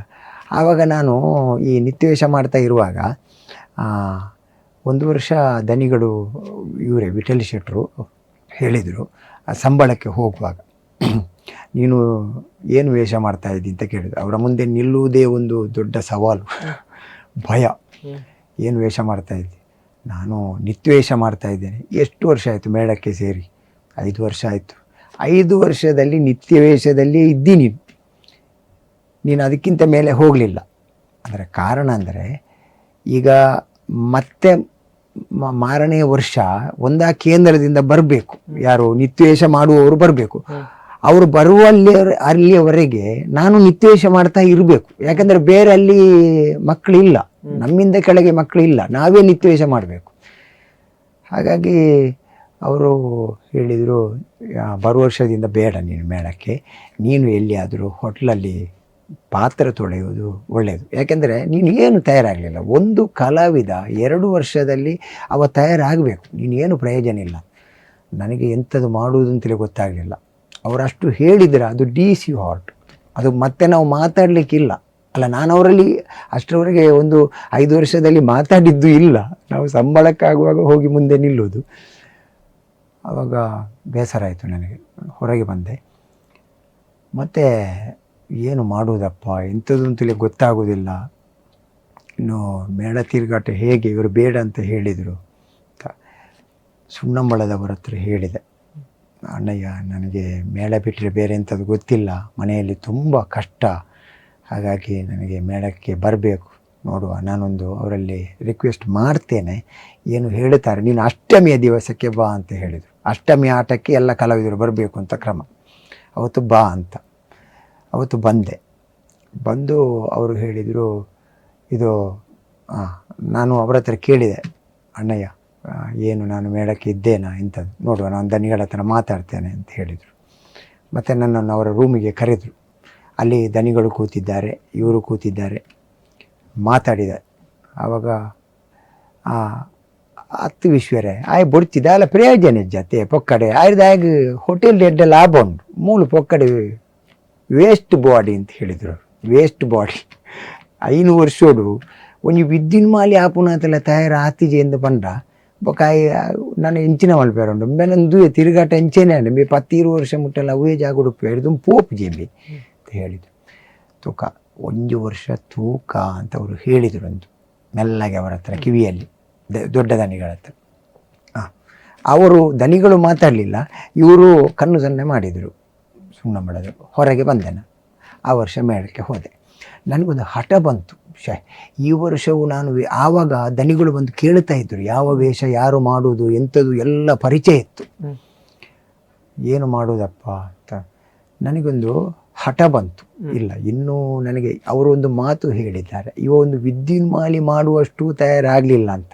ನನಗೆ ಅದು ಮಾಡಲೇಬೇಕು, ಅಲ್ಲಿಂದಲೇ ಪ್ರಾರಂಭ, ಅಲ್ಲಿಂದ ಪ್ರಾರಂಭ ಬಂತು. ಆವಾಗ ಒಂದು ದಿವಸ ತಿರುಗಾಟ ಆಗಿ 1 ತಿಂಗಳು ಆಗಿದೆ. ನಮ್ಮದು ಅದೇ ಬೆಟ್ಟಿಗೆ ಆ ವರ್ಷ ನಿತ್ಯವೇಷದಿಂದ ನಾನು ಮೇಲೆ ಬಂದಿದ್ದೇನೆ. ನಾನು ಪೀಟಿಗೆ ಸಿರಿವೇಷ ಅಂತ ಒಂದುಂಟು, ಅಲ್ಲಿಗೆ ಬಂದು ಮುಟ್ಟಿದೆ. ಪೇಟಿಗೆ 2ನೇದಕ್ಕೆ ಬಂದಿದೆ. ಅಲ್ಲಿ ಪೀಟಿಗೆ ಸಿರಿವೇಷ ಆ ವರ್ಷ ಅದೇ ಮೇಳ. ಸಂಜೀವ ಶಿರಂಕಲ್ಲು ಅಂತ ಒಬ್ಬರು ಬಣ್ಣದ ವೇಷಧಾರಿದ್ದಾರೆ, ಅವರದ್ದು ಮತ್ತು ನನ್ನದು ಪೀಟಿಗೆ ಸಿರಿವೇಷ. ಆ ವರ್ಷ ವಿಷ್ಣು ಶರ್ಮರು ಹೇಳಿದರು, ಅಂದರೆ ಆವಾಗ ಎಲ್ಲ ಕಲಾವಿದರು ಬಿಡರದಲ್ಲಿ ಲಾರಿಯಲ್ಲಿ ಹೋಗುದು, ನಾವು ಬಿಡರದಲ್ಲಿಯೇ ಇರೋದು, ಪ್ರಸಂಗದ ಬಗ್ಗೆ ಸಮಾಲೋಚನೆ ಮಾಡೋದು, ಯಾರು ಹೇಗೆ ಮಾತಾಡೋದು ಅಂತ. ಹಾಗೆ ವಿಷ್ಣು ಶರ್ಮರು ಕುಬನೂರು ಶ್ರೀಧರಯ್ಯರ ಹತ್ರ ಈ ಲಾರಿ ಎಲ್ಲ ಬೆಳಿಗ್ಗೆ ಲೋಡ್ ಆಗಿಕೊಂಡಿರುವಾಗ ಒಂದು ಕೂತುಕೊಂಡು ಮಾತಾಡ್ತಾ ಇರ್ತಾರೆ ಕಲಾವಿದರೆಲ್ಲ, ನಾವು ದೂರ ನಿಂತಿರ್ತೇವೆ. ಆವಾಗ ವಿಷ್ಣು ಶರ್ಮರು ಹೇಳಿದರು, ಇನ್ನೂ ಗಣೇಶ ಸ್ವಲ್ಪ ಉದ್ದ ಇದ್ದಾನೆ ಭಾಗವತರೇ, ಅವನಿಗೊಂದು ಕಿರೀಟ ವೇಷ ಎಲ್ಲ ಮಾಡ್ಬೋದು, ಒಮ್ಮೆ ನೋಡಿ ಹೇಗೆ ಆಗ್ತದಂತ ನೋಡುವ, ನಾವು ಒಂದು ವೇಷ ಕೊಡುವ ಅಂತ. ಆದಿತು ಅಂತ ಹೇಳಿದರು. ಆವಾಗ ಕುಪನೂರು ಶ್ರೀಧರರಾಯರು ಯಾರೋ ಒಬ್ಬ ಕಲಾವಿದ ಧೂಮ್ರಾಕ್ಷ ಮಾಡುವವರು ರಜೆ ಮಾಡಿದರು, ನನಗೆ ಬರೆದ್ರು. ನನಗೆ ತುಂಬ ತಲೆ ಬಿಸಿ ಆಯಿತು. ಧೂಮ್ರಾಕ್ಷ ಹಾಕಿದ್ದಾರೆ, ಹೇಗೆ ನಿಭಾಯಿಸುವುದು ಅಂತ. ದೇವೇಂದ್ರ ಬಲ ಮಾಡಬೇಕು ನಾವು, ಅದುಂಟು. ಅನಿರೀಕ್ಷಿತವಾಗಿ ಅವತ್ತು ಧೂಮ್ರಾಕ್ಷ. ಆವಾಗ ಸಂಪಾಜಿ ಶೀನಪ್ರೇಗಳದ್ದು ರಕ್ತಬೀಜ. ಹಾಗೆ ನಾನು ದೇವೇಂದ್ರ ಬಲ ಬಂದೇ ಧೂಮ್ರಾಕ್ಷನಿಗೆ ಕೂತಿದ್ದೇನೆ. ದೇವಿ ಪ್ರತ್ಯಕ್ಷದವರೆಗೆ ದೇವೇಂದ್ರ ಬಲ ಬಂದು ಧೂಮ್ರಾಕ್ಷಕ್ಕೆ ಬಣ್ಣ ಎಲ್ಲ ಹಾಕೋದಕ್ಕೆ ಕೂತಿದ್ದೇನೆ.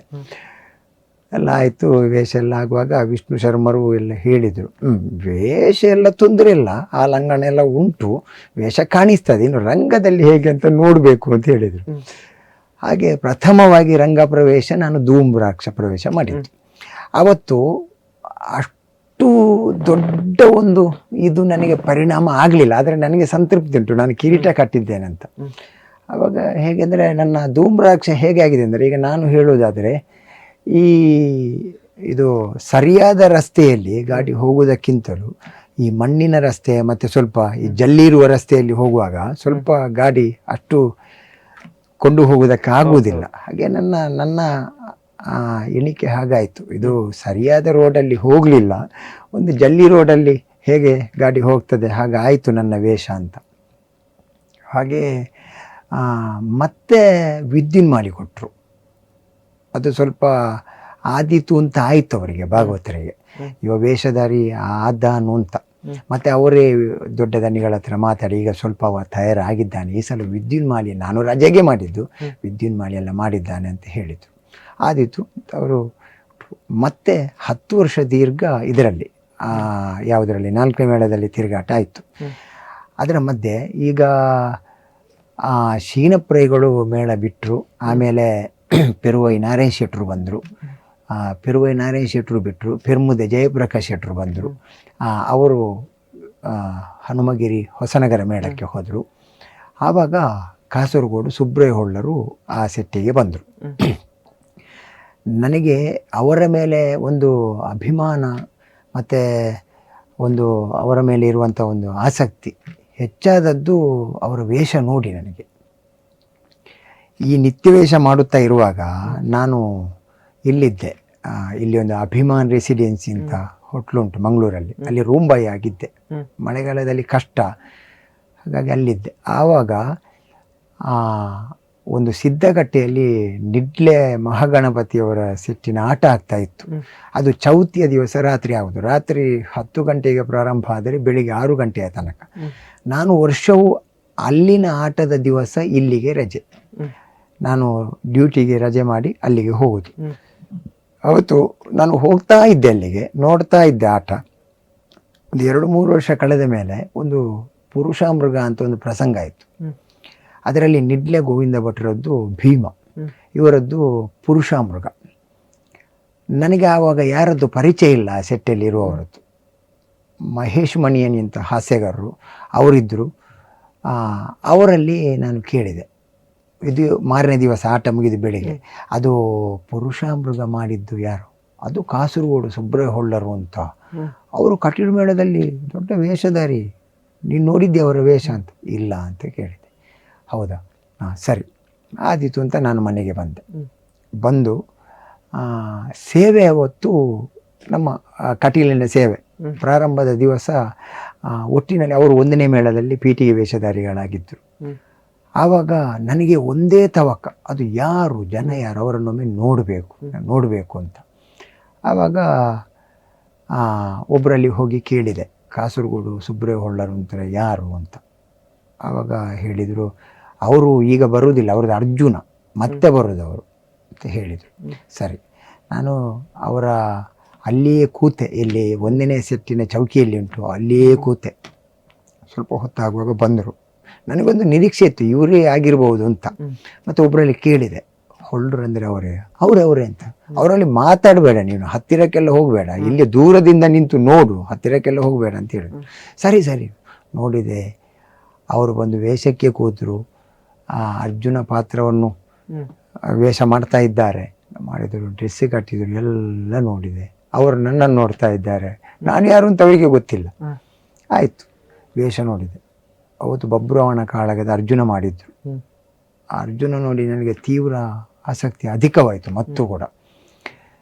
ಮತ್ತೆ ಒಂದು ದಿವಸ ಅದೇ 4ನೇ ಮೇಳದ ಆಟ ಕಟೀಲು ಬೀದಿಯಲ್ಲಿ, 1ನೇ ಮೇಳದ ಆಟ ಶಿಬರೂರಲ್ಲಿ ಆಗ್ತಾ ಇತ್ತು. ಅವರಿಗೆ ದೇವಿ ಮಹಾತ್ಮೆ ಪ್ರಸಂಗ, ನಮಗೆ ವಸ್ತ್ರಾಪಹಾರ ಪ್ರಸಂಗ ಕಟೀಲಲ್ಲಿ. ಆಗ ಶೀನಪ್ರೇಯಿಗಳದ್ದು ಕೌರವ, ತುಡಿಕಾನ ವಿಶ್ವನಾಥ ಗೌಡರದ್ದು ದ್ರೌಪದಿ. ನಮಗೆ ನಾನದು ಪ್ರಾರಂಭದಲ್ಲಿ ಕಿರೀಟ ವೇಷವನ್ನು ಮಾಡ್ತಾ ಇರುವುದು. ಆವಾಗ ಅರ್ಜುನ ಹಾಕಿದ್ರು ವಸ್ತ್ರಾಪಹಾರದ. ಅದು ಏನು ಮಾಡಲಿಕ್ಕಿಲ್ಲ, ಹೋಗಿ ಅಲ್ಲಿ ಕೂತ್ಕೊಳ್ಳಿಕ್ಕೆ ಧರ್ಮರಾಯನ ಹಿಂದೆ. ಆವಾಗ ಈ ದುಶ್ಯಾಸನ ಸೀರೆ ಎಳೆದು ಬೀಳಲಿಕ್ಕೆ ಉಂಟು ಒಂದು 2-3 ಸಲ. ಆವಾಗ ಅವ ನೀ ಅಂತ ಕೇಳ್ತಾನೆ. ಈ ಸರಪಾಡಿ ವಿಠಲ ಶೆಟ್ಟರದ್ದು ದುಶ್ಯಾಸನ. ನೀ ಅಂತ ಕೇಳುವಾಗ ಅಲ್ಲಿ ನೀರಿಟ್ಟಿದ್ರು, ನಾನು ಅಲ್ಲಿ ಅರ್ಜುನ ಇದ್ದೇನೆ. ಇದು ಇನ್ನು ರಂಗಸ್ಥಳದವ ಬರುವಾಗ ಇನ್ನು ಹೊತ್ತುಂಟ, ಅವ ಇನ್ನು ಬರಲಿಕ್ಕಿಲ್ಲ. ಇವರು ನೀ ಅಂತ ಹೇಳ್ತಾ ಇದ್ದಾರೆ. ಪಾಪ ಕಲಾವಿದನಿಗೆ ಏನೋ ಆಯಿತು, ಇವರು ಬಿದ್ದಿದ್ದಾರೆ. ಅದಲ್ಲ, ನನಗೆ ದುಶ್ಯಾಸನ ಬಿದ್ದದ್ದು ಅಂತ ಪ್ರಜ್ಞೆ ಇಲ್ಲ ಅಂತ, ಬಿದ್ದಿದ್ದಾರೆ, ಏನ ತಲೆ ತಿರುಗಿತ್ತು ಇರಬೇಕು, ತೆಗೆದು ನೀರು ಕೊಟ್ಟೆ ನಾನು. ಇದನ್ನು ಅವರು ನೋಡಿದರು ಸುಬ್ರೇ ಹೊಳ್ಳರು ದೂರದಲ್ಲಿ ನಿಂತು. ಅವರು ಆ ಪ್ರಸಂಗ ಎಲ್ಲ ಮುಗಿದ ಮೇಲೆ ಚೌಕಿಗೆ ಬಂದು ಕುಬಣ್ಣೂರು ಶ್ರೀಧರ ರಾಯರ ಹತ್ರ ಕೇಳಿದರು. ಅದು ಆಗ ಒಬ್ಬ ಅಲ್ಪ ಅವ ನೀರು ಕೊಡ್ತಾ ಇದ್ದಾನೆ, ದುಶ್ಯಾಸನ ಸೀರೆ ಎಳೆಯುವಾಗ, ಅವನ ಹೆಂಡತಿಯ ಸೀರೆಯನ್ನು ಎಳೆಯುವಾಗ ಅವ ಹೋಗಿ ಎಳೆದವನಿಗೆ ನೀರು ಕೊಡ್ತಾನ ಅಂತ ಕೇಳಿದರು. ನನಗೆ ಯಾರು ಅಂತ ಗೊತ್ತಿಲ್ಲ ಇವರು, ಆದರೆ ನನಗೆ ನೋಡಿದ್ದೇನೆ, ಹೊಳ್ಳರು ಅಂತ ಗೊತ್ತುಂಟು. ಇಲ್ಲ ಮಾತಾಡ್ಲಿಕ್ಕೆ ಇಲ್ಲ. ಆಗ ನಾವು ಅವರ ಮುಂದೆ ನಿಲ್ಲಿಕ್ಕೆ ಇಲ್ಲ. ಅಂದ್ರೆ ಒಂದು ಭಯ. ಮತ್ತೆ ಈ ಸಣ್ಣ ವೇಷದವರೆಲ್ಲ ದೊಡ್ಡ ವೇಷಧಾರಿಯ ಮುಂದೆ ಏನಾದರೂ ಕೇಳಲಿಕ್ಕೆ ಇದ್ದರೆ ಮಾತ್ರ, ಮತ್ತೆ ಅವರದ್ದು ಏನಾದರೂ ಸೇವೆ ಇದ್ದರೆ ಇಂಥದ್ದಕ್ಕೆ ಮಾತ್ರ ಅವಕಾಶ. ಮತ್ತೆ ಹತ್ತಿರ ಹೋಗಿ ನಿಂತು ಈಗ ಸಲಿಗೆಯಿಂದ ಮಾತಾಡ್ತಾ ಇದ್ದಾರೆ. ಈಗಿನ ಕಲಾವಿದರು ನಾವೆಲ್ಲ ಒಟ್ಟಿಗೆ, ದೊಡ್ಡ ಕಲಾವಿದರೆಲ್ಲ ಒಟ್ಟಿಗೆ ಮಾತಾಡ್ತಾ ಇದ್ದೇವೆ. ಆಗ ಹಾಗೆ ಇರಲಿಲ್ಲ, ಒಂದು ಅಂತರ ಇತ್ತು. ಒಂದು ಕಲಾವಿದನ ಮುಂದೆ ಒಂದು ನಮ್ಮ ಮೇಳದ ಮ್ಯಾನೇಜರ್ ಮುಂದೆ ಏನಾದರೂ ಹೋಗಿ ಕೇಳಬೇಕಿದ್ರೆ ಒಂದು ಅರ್ಧ ಗಂಟೆಯಲ್ಲಿ ನಿಲ್ಲಬೇಕು, ಮತ್ತೆ ಅವರು ಮಾತಾಡಬೇಕು. ಮಾತಾಡಿದ ಮೇಲೆ ನಾವು ಒಂದು ಕೈ ಮುಗಿದು ಕೇಳಲಿಕ್ಕೆ ಉಂಟು. ಹಾಗೆ ಅದಕ್ಕೆ ಶ್ರೀಧರಯ್ಯರು ಹೇಳಿದರು, ಪಾಪ ಅವನಿಗೆ ಗೊತ್ತಿಲ್ಲ, ಅವ ಪ್ರಾರಂಭದ ಕಿರೀಟ ವೇಷ ಮಾಡೋದು ಗೊತ್ತಿಲ್ಲ ಇದ್ದರೆ ಕೇಳಲಿಕ್ಕೆ ಆಗೋದಿಲ್ಲ ಹಾಗೆ. ಮತ್ತು ಅವರು ಹೋದ ಮೇಲೆ ನನ್ನಲ್ಲಿ ಭಾಗವತರು ಕರೆದು ಹೇಳಿದರು, ಅವರ ಪರಿಚಯ ಉಂಟಾ ಸುಬ್ರೇ ಹೊಳ್ಳರು ಅಂತ, ಅವರ ಕಿರೀಟ ವೇಷ ಎಲ್ಲ ನೋಡಿದ್ಯಾ ನೀನು? ಆಯಿತು, ಆ ವರ್ಷ ತಿರುಗಾಟ ಆಯಿತು. ಮತ್ತೊಂದು ವರ್ಷ ಇವರೇ ಆ ಸೆಟ್ಟಿಗೆ ಬಂದರು, 4ನೇ ಸೆಟ್ಟಿಗೆ. ಆವಾಗ ನನಗೆ ಮತ್ತಷ್ಟು ಆಸಕ್ತಿ ಅಧಿಕವಾಯಿತು ಅವರ ಮೇಲೆ. ನೋಡ್ತಾ ಇದ್ದೆ, ವೇಷವನ್ನೆಲ್ಲ ನೋಡ್ತಾ ಇದ್ದೆ. ಮತ್ತು ನಾನು ಬಣ್ಣ ಎಲ್ಲ ಬರೆಯುವಾಗ ಅವರು ಕೂಡ ಹೇಳ್ತಾ ಇದ್ದರು. ಮತ್ತು ಅದಕ್ಕಿಂತಲೂ ಹೆಚ್ಚು ನಾನು ಅವರ ರಕ್ತಬೀಜ ಬರುವಾಗ ಅವರ ಹೋಗಿ ಡ್ರೆಸ್ಸನ್ನು ಬಿಚ್ಚುವುದು, ಮತ್ತು ಒಂದು ಚಿಟ್ಟಪಟ್ಟಿ ಅಂತ ಒಂದು ಕಟ್ಟುವುದು, ಅದನ್ನೆಲ್ಲ ಬಿಚ್ಚಿಡುವುದು, ಮತ್ತು ಹಗಲಲ್ಲಿ ಒಣಗಿಸುವುದು, ಮತ್ತು ಅವರಿಗೆ ಊಟ ಎಲ್ಲ ತಂದು ಇಡುವುದು. ಹೀಗೆಲ್ಲ ಅವರಿಗೆ ಸ್ವಲ್ಪ ನನ್ನ ಮೇಲೆ ಪ್ರೀತಿ ಬಂತು. ಇವ ನನಗೆ ಒಳ್ಳೆ ಗೌರವ ಕೊಡ್ತಾನೆ ಅಂತ. ಹಾಗೆ ಎಲ್ಲ ಗೌರವ ಕೊಡ್ತಾ ಇದ್ರು. ಆದರೆ ನಾನೊಂದು ಪ್ರತ್ಯೇಕವಾಗಿ ಅವರ ಮುಂದೆ ಹೋಗಿ ನಿಲ್ಲುವುದು, ಬಣ್ಣ ಹಾಕುವಾಗ ದೂರದಿಂದ ನಿಂತು ನೋಡುವುದು, ಇಂಥದ್ದೆಲ್ಲ. ಹಾಗೆ ಕೆಲವೆಲ್ಲ ನನಗೆ ಹೇಳ್ತಾ ಇದ್ರು, ಅದು ಬಣ್ಣ ಬರೆಯುವುದು ಹಾಗಲ್ಲ, ಹೀಗೆ ಧೂಮ್ರಾಕ್ಷನಿಗೆ ಹೀಗೆ ಅಂತ ಬಣ್ಣ ಉಂಟು, ಮತ್ತು ಡ್ರೆಸ್ ಕಟ್ಟುವುದು ಕೂಡ ಹಾಗೆ ಎಲ್ಲ ಹೇಳ್ತಾ ಇದ್ರು. ಹಾಗೆ ಬೆಳೆಯುತ್ತಾ ಬಂದದ್ದು. ಅವರಿಂದ ಕಲಿತ ಮುಖ್ಯವಾದ ಪಾಠ ಯಾವುದು ಸುಬ್ರೇ ಹೊಳ್ಳರಿಂದ? ಅಲ್ಲ, ಕಲಾವಿದನಿಂದ ಕಲೀಲಿಕ್ಕೆ ಅಂದರೆ ಚೌಕಿಯಿಂದ ಹೊರಗೆ ಕಲಿಯುವುದಕ್ಕೂ ಕೂಡ ಉಂಟು ಶಿಸ್ತು. ಒಬ್ಬರಲ್ಲಿ ಮಾತಾಡುವುದು ಹೇಗೆ, ನಮ್ಮಿಂದ ಹಿರಿಯರು ಬಂದು ನಮ್ಮ ಮುಂದೆ ನಿಂತಾಗ ಅವರಲ್ಲಿ ಹೇಗೆ ಮಾತಾಡಬೇಕು, ಅದನ್ನೆಲ್ಲ ಅವರಿಂದ ಕಲಿಬೇಕು. ಮೊದಲನ ಕಲಾವಿದರು, ಈಗ ಉದಾಹರಣೆಗೆ ಕರ್ನಾಟಕ ಮೇಳದಲ್ಲಿ ತಿರುಗಾಟ ಮಾಡಿದವರು ನಮ್ಮ 4ನೇ ಸೆಟ್ಟಲ್ಲಿದ್ದರು. ಮಾಡವ ಕೊರಗಪ್ಪರೈಗಳು ಮತ್ತು ತುಡಿಕಾನ ವಿಶ್ವನಾಥ ಗೌಡರು ಅಂತ. ಅವರು ಕರ್ನಾಟಕ ಮೇಳದಲ್ಲಿ ತಿರುಗಾಟ ಮಾಡಿದವರು. ಈ ಚೌಕಿಯಲ್ಲಿ ಒಂದು ಬಣ್ಣಕ್ಕೆ ಹೇಗೆ ಕುಳಿತುಕೊಳ್ಳುವುದು ಮಾತ್ರ ಅಲ್ಲ, ಈಗ ಹೇಗೆ ಅಲ್ಲಿ ಚೌಕಿಯಲ್ಲಿ ಮಾತಾಡುವುದು, ಅದನ್ನೆಲ್ಲ ಅವರನ್ನು ನೋಡಿ ನಾವು ಕಲಿತಾ ಇದ್ದೆವು. ಚೌಕಿಯಲ್ಲಿ ಒಟ್ಟು ಪೆಟ್ಟಿಗೆಯ ಮೇಲೆ ಕೂತ್ಕೊಳ್ಳಿಕ್ಕಿಲ್ಲ, ಮತ್ತು ಕಾಲು ಉದ್ದಕ್ಕೆ ಬಿಟ್ಟು ಕೂತ್ಕೊಳ್ಳಿಕ್ಕಿಲ್ಲ, ದೇವರ ಮುಂದೆ ಹೇಗೆ ಕೂತ್ಕೊಳ್ಬೇಕು, ಮತ್ತು ಹೊರಗಿನಿಂದ ಯಾರಾದರೂ ಅಭಿಮಾನಿಗಳು ಬಂದರೆ ಹೇಗೆ ಮಾತಾಡಬೇಕು, ಅದನ್ನೆಲ್ಲ ನಾವು ನೋಡ್ತಾ ಇದ್ದದ್ದು. ಅದಕ್ಕೊಂದು ಶಿಸ್ತಿತ್ತು. ಹಾಗೆ ಬಿಡಾರದಲ್ಲಿ ಆವಾಗ ಎಲ್ಲ ಬಿಡಾರದಲ್ಲೇ ಇದ್ದದ್ದು.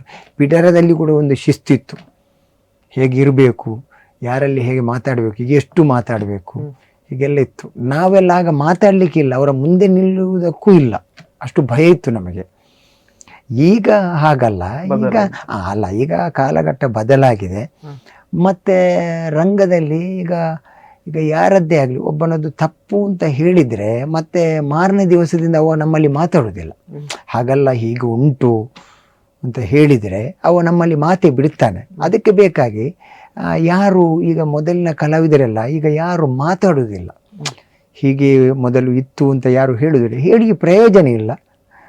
ಹಾಗೆ ಮೊದಲಿಗೆ ತಮ್ಗೆ ಸಿಕ್ಕಂತಹ ಗುರುಗಳ ಬಗ್ಗೆ ಹೇಳೋದಾದ್ರೆ ಮೊದಲು ನಿಮ್ಗೆ ಯಾರು ಕಲಿಸಿದ್ದು? ಅಲ್ಲ, ಪ್ರಾರಂಭದಲ್ಲಿ ದಿವಾಣಿ ಶಿವಶಂಕರ ಭಟ್ರು ಪ್ರಾರಂಭದ ಗುರುಗಳು. ಅವರು ಹೆಜ್ಜೆಗಾರಿಕೆ ಎಲ್ಲ ಕಲ್ತದ್ದೇ ಧರ್ಮಸ್ಥಳದಲ್ಲಿ. ಅಲ್ಲಿ ನೀವು ಯಾವ ರೀತಿಯಾದಂತಹ ಪಾಠಗಳನ್ನ ಕಲ್ತ್ರಿ ಯಕ್ಷಗಾನದ ಬಗ್ಗೆ? ಒಂದು ನಿಯಮಬದ್ಧವಾದಂತಹ ಪಾಠ ಇತ್ತಾಗ, ಕ್ರಮ ಇತ್ತು. ಮೇಳದಲ್ಲಿ ಹೇಗಿರಬೇಕು ಎನ್ನುವುದನ್ನು ಅವರು ಅಲ್ಲಿಯೇ ಕಲಿಸ್ತಾ ಇದ್ರು. ಮತ್ತೆ ಆಗ ಬಾಲಪಾಠ, ಆಗ 4 ಗಂಟೆಗೆ ಏಳಬೇಕು, ಎದ್ದು ಒಂದು ಪ್ರಾರ್ಥನೆ ಇಂಥದ್ದೆಲ್ಲ ಇತ್ತು. ಒಂದು ಕಷಾಯ ಎಲ್ಲ ಕುಡಿದು, ಆಗಿನ ಒಂದು ಅದೆಲ್ಲ ಮರೀಲಿಕ್ಕಿಲ್ಲ ಅಂತ. ಅದೆಲ್ಲ ನೋಡಿ ಹೇಳ್ತಾರಲ್ಲ, ನಮ್ಮ ಜೀವನದಲ್ಲಿ ಕೆಲವು ಸಮಯ ಎಲ್ಲ ಬಂದು ಆಗಿ ಹೋಗ್ತದೆ, ಅದು ಮತ್ತೊಮ್ಮೆ ಬರುವುದಿಲ್ಲ ಅಂತ. ಆಗಿನ ಒಂದು ಜೀವನವೇ ಬೇರೆ, ಒಂದು ಕೇಂದ್ರದ ಒಂದು ದಿನಗಳು, ಅನುಭವಗಳು. ಅದು ಯಾರೀಗ ಕೇಂದ್ರದಲ್ಲಿ ಕಲ್ತವರು ಎಷ್ಟೋ ಮಂದಿಗಳು ಇದ್ದಾರೆ, ಧರ್ಮಸ್ಥಳ ಕೇಂದ್ರದಲ್ಲಿ ಕಲ್ತವರು ಪ್ರಸಿದ್ಧ ವೇಷಧಾರಿಗಳಿದ್ದಾರೆ. ಆದರೆ ನೀವು ಯಾರಲ್ಲಿ ಬೇಕಿದ್ದರೆ ಕೇಳಿ, ಧರ್ಮಸ್ಥಳದ ಒಂದು ಕೇಂದ್ರದ ಆ ಅನುಭವಗಳು, ಆ ಪಾಠಗಳು, ಅದನ್ನು ಮರೆಯುವುದಕ್ಕೆ ಸಾಧ್ಯ ಇಲ್ಲ ಅಂತ. ನಮ್ಮ ಮಕ್ಕಳಲ್ಲಿ ಎಷ್ಟೋ ಭಿನ್ನಾಭಿಪ್ರಾಯ ಬರ್ತದೆ, ಗಲಾಟೆ ಎಲ್ಲ ಆಗ್ತದೆ. ಆದರೂ ಅದು ಕೊನೆಗೆ ಬರುವಾಗ ಎಲ್ಲವನ್ನು ಬಿಟ್ಟು ಬರುವುದು ನಾವು. ಮತ್ತು ಒಬ್ಬೊಬ್ಬರು ಒಂದೊಂದು ದಾರಿಯನ್ನು ಹಿಡಿತಾರೆ. ಯಾಕೆಂದರೆ ಈಗ ಎಲ್ಲ ಮೇಳಕ್ಕೆ ಸೇರಿದ್ದಾರೆ ಅಂತಲ್ಲ, ಒಂದು 25 ಮಂದಿಯಲ್ಲಿ ಕೆಲವರೆಲ್ಲ ಸೇರಿದ್ದಾರೆ, ಕೆಲವು ಬಿಟ್ಟಿದ್ದಾರೆ. ಮೇಳದಲ್ಲಿ ಕಷ್ಟ ಆಗ್ತದೆ, ನನಗೆ ಯಕ್ಷಗಾನ ಆಗಲಿಕ್ಕಿಲ್ಲ ಅಂತ ಬಿಟ್ಟಿದ್ದಾರೆ. ಕೆಲವರೆಲ್ಲ ಈಗಲೂ ಪ್ರಸ್ತುತ ತಿರುಗಾಟ ಮಾಡ್ತಾ ಇದ್ದಾರೆ, ಪ್ರಸಿದ್ಧ ವೇಷಧಾರಿಗಳು ಇದ್ದಾರೆ. ಹಾಗೆ ನೀವು ಈಗ ಯಕ್ಷಗಾನವನ್ನೇ ನಂಬಿ ಬರ್ತೀರಾ, ಆವಾಗ ನಿಮ್ಮ ಒಂದು ಮನೆಗೆ ಬರೋ ಬೆಂಬಲ ಅನ್ನುವಂಥದ್ದು ಹೀಗಿತ್ತು? ನಮ್ಮ ತಾಯಿಯ ಆಸಕ್ತಿ, ತಾಯಿಗೆ ಕಟೀಲು ಮೇಳ ಅಂದರೆ ಪರಮ ಪ್ರೀತಿ. ಅವರು ಕೆಲವು ಸಲ ನಾನೇ ಕೇಳಿದ್ದೇನೆ, ನಾವು ಶಾಲೆಗೆ ಹೋಗಿಕೊಂಡಿರುವಾಗ ಆಟ, ಅದೇ ಬಲಿಪರೆ ಸೆಟ್ಟಿನ ಆಟ ಆಗ್ತಾಯಿತ್ತು. ಆವಾಗ ಇವರು ಮಾರನೇ ದಿವಸ ಬಂದು ಹೇಳೋದು ಮನೆಯಲ್ಲಿ, ನಮ್ಮ ಕುಟುಂಬದಲ್ಲಿ ಯಾರಾದರೂ ಒಬ್ಬ ಕಟೀಲು ಮೇಳದಲ್ಲಿ ಇರ್ತಿದ್ದರೆ ನಾವು ಕೂಡ ಇವತ್ತು ಎಲ್ಲರ ಹತ್ರ ಹೇಳಬಹುದಿತ್ತು. ಅಂದರೆ ಆವಾಗ ಆಟ ಮುಗಿದು ಒಂದು 10 ದಿವಸ ಕಳೆದರೂ ವೇಷದ ಬಗ್ಗೆ ಹೇಳ್ತಾ ಇದ್ದರು ಊರಿನವರೆಲ್ಲ. ಎಲ್ಲಿಯಾದರೂ ಕಟ್ಟೆಯಲ್ಲಿ ಕೂತು ಅಂಗಡಿಗಳಲ್ಲಿ ಮಾತುಕತೆ ಆಗ್ತಾ ಇತ್ತು. ಮೊನ್ನೆ ಅಭಿಮನ್ಯು ಮಾಡಿದ್ದು ರಾಜೀವ ಶೆಟ್ಟರಂತೆ, ಋತುಪರ್ಣ ಮಾಡಿದ್ದು ಪೆರುವೈ ನಾರಾಯಣ ಶೆಟ್ಟರಂತೆ, ಹೀಗೆ ರಕ್ತಬೀಜ ಗುಡ್ಡಪ್ಪ ಗೌಡರು ಮಾಡಿದ್ದು, ಗಂಗೈ ಶೆಟ್ಟರದ್ದು ಮಹಿಷಾಸುರ, ಉಪಾಧ್ಯಾಯರದ್ದು ದೇವಿ, ಇದನ್ನೆಲ್ಲ ಹೇಳ್ತಾ ಇದ್ರು ಆವಾಗ. ಆಗ ನಮ್ಮ ಅಮ್ಮ ಕೂಡ ಹೇಳ್ತಾ ಇದ್ರು, ಯಾರಾದರೂ ಒಬ್ಬರು ನಮ್ಮ ಕುಟುಂಬದಲ್ಲಿ ಮೇಳದಲ್ಲಿ ಇದ್ದರೆ ಒಳ್ಳೇದಿತ್ತು ಅಂತ. ಹಾಗೆ ಮತ್ತು ಕೆಲವರಿಗೆಲ್ಲ ಅದು ರಕ್ತಾನುಗತವಾಗಿ ಬರ್ತದೆ ಅಂತ ಒಂದು ಪ್ರತೀತಿ ಉಂಟು, ಹಾಗೂ ಬರ್ತದೆ. ಹಾಗೆ ಬರ್ತದೆ ಅಂತ ಆಗುದಿಲ್ಲ, ಯಾಕೆಂದರೆ ನಮ್ಮ ಸಾಧನೆಯೂ ಬೇಕು. ಈಗ ಒಂದು ವೇಷಕ್ಕೆ ಪೂರ್ವ ತಯಾರಿ ತುಂಬ ಮಾಡಬೇಕಾಗ್ತದೆ. ಏನು ಗೊತ್ತಿಲ್ಲದೆ ರಂಗಸ್ಥಳಕ್ಕೆ ಹೋಗುವುದಕ್ಕಾಗುವುದಿಲ್ಲ. ನಡೆ ಅನ್ನುವಂಥದ್ದು ಗೊತ್ತು ಬೇಕು. ಕೆಲವು ಪ್ರಸಂಗಗಳು, ಕೆಲವು ಮೊದಲಿನ ಪ್ರಸಂಗಗಳು, ದುಶ್ಯಾಸನ ವಧೆ, ಶಬರಾರ್ಜುನ, ಕಾರ್ತವೀರ್ಯ ಅರ್ಜುನ, ಸೈಂಧವ ವಧೆ, ಇಂಥದ್ದಕ್ಕೆಲ್ಲ ಇಂಥದ್ದೇ ಹೀಗೆಯೇ ಒಂದು ನಡೆ ಅಂತ ಮಾಡಿಟ್ಟಿದ್ದಾರೆ ಮೊದಲು. ಅದನ್ನು ನಾವು ಮೀರಿ ಹೋಗುವುದಕ್ಕಾಗುವುದಿಲ್ಲ. ಯಾಕೆಂದರೆ ಅವರೊಂದು ಅದಕ್ಕೊಂದು ಆವರಣ ಅಂತ ಮಾಡಿದ್ದಾರೆ, ಚೌಕಟ್ಟು, ಒಂದು ಪರಿಧಿ ಅಂತ ಮಾಡಿದ್ದಾರೆ. ಅದನ್ನು ಮೀರಿ ಹೋಗುವುದಕ್ಕೆ ನಮ್ಮಿಂದ ಆಗುದಿಲ್ಲ ಇನ್ನು. ಅದು ಹಾಗೆಯೇ ಆದರೆ ಚಂದ ಅದು. ಹಾಗೆ ಸರಿ, ಇನ್ನಷ್ಟು ಮಾತುಕತೆಯನ್ನ ಮುಂದುವರಿಸೋಣ, ಅದನ್ನು ಮುಂದಿನ ಸಂಚಿಕೆಯಲ್ಲಿ ಇಡೋಣ. ಸರಿ. ಅರಳ ಗಣೇಶ್ ಶೆಟ್ಟಿ ಅವರ ಮಾತುಕತೆಯನ್ನ ಇನ್ನಷ್ಟು ಮುಂದುವರಿಸೋಣ, ಆದ್ರೆ ಅದನ್ನ ಮುಂದಿನ ಸಂಚಿಕೆಯಲ್ಲಿ ಇಡೋಣ. ಅಲ್ಲಿ ತನಕ ನೋಡ್ತಾ ಇರಿ ಅಭಿಮತ. ಇದು ಜನಮನದ ನಾಡಿಮಿಡಿತ. ನಮಸ್ಕಾರ. ಸತಿಗೆ ಷೋಡಶದ ಋತು ಸಮಯ ಏಕಾದಶಿಗೆ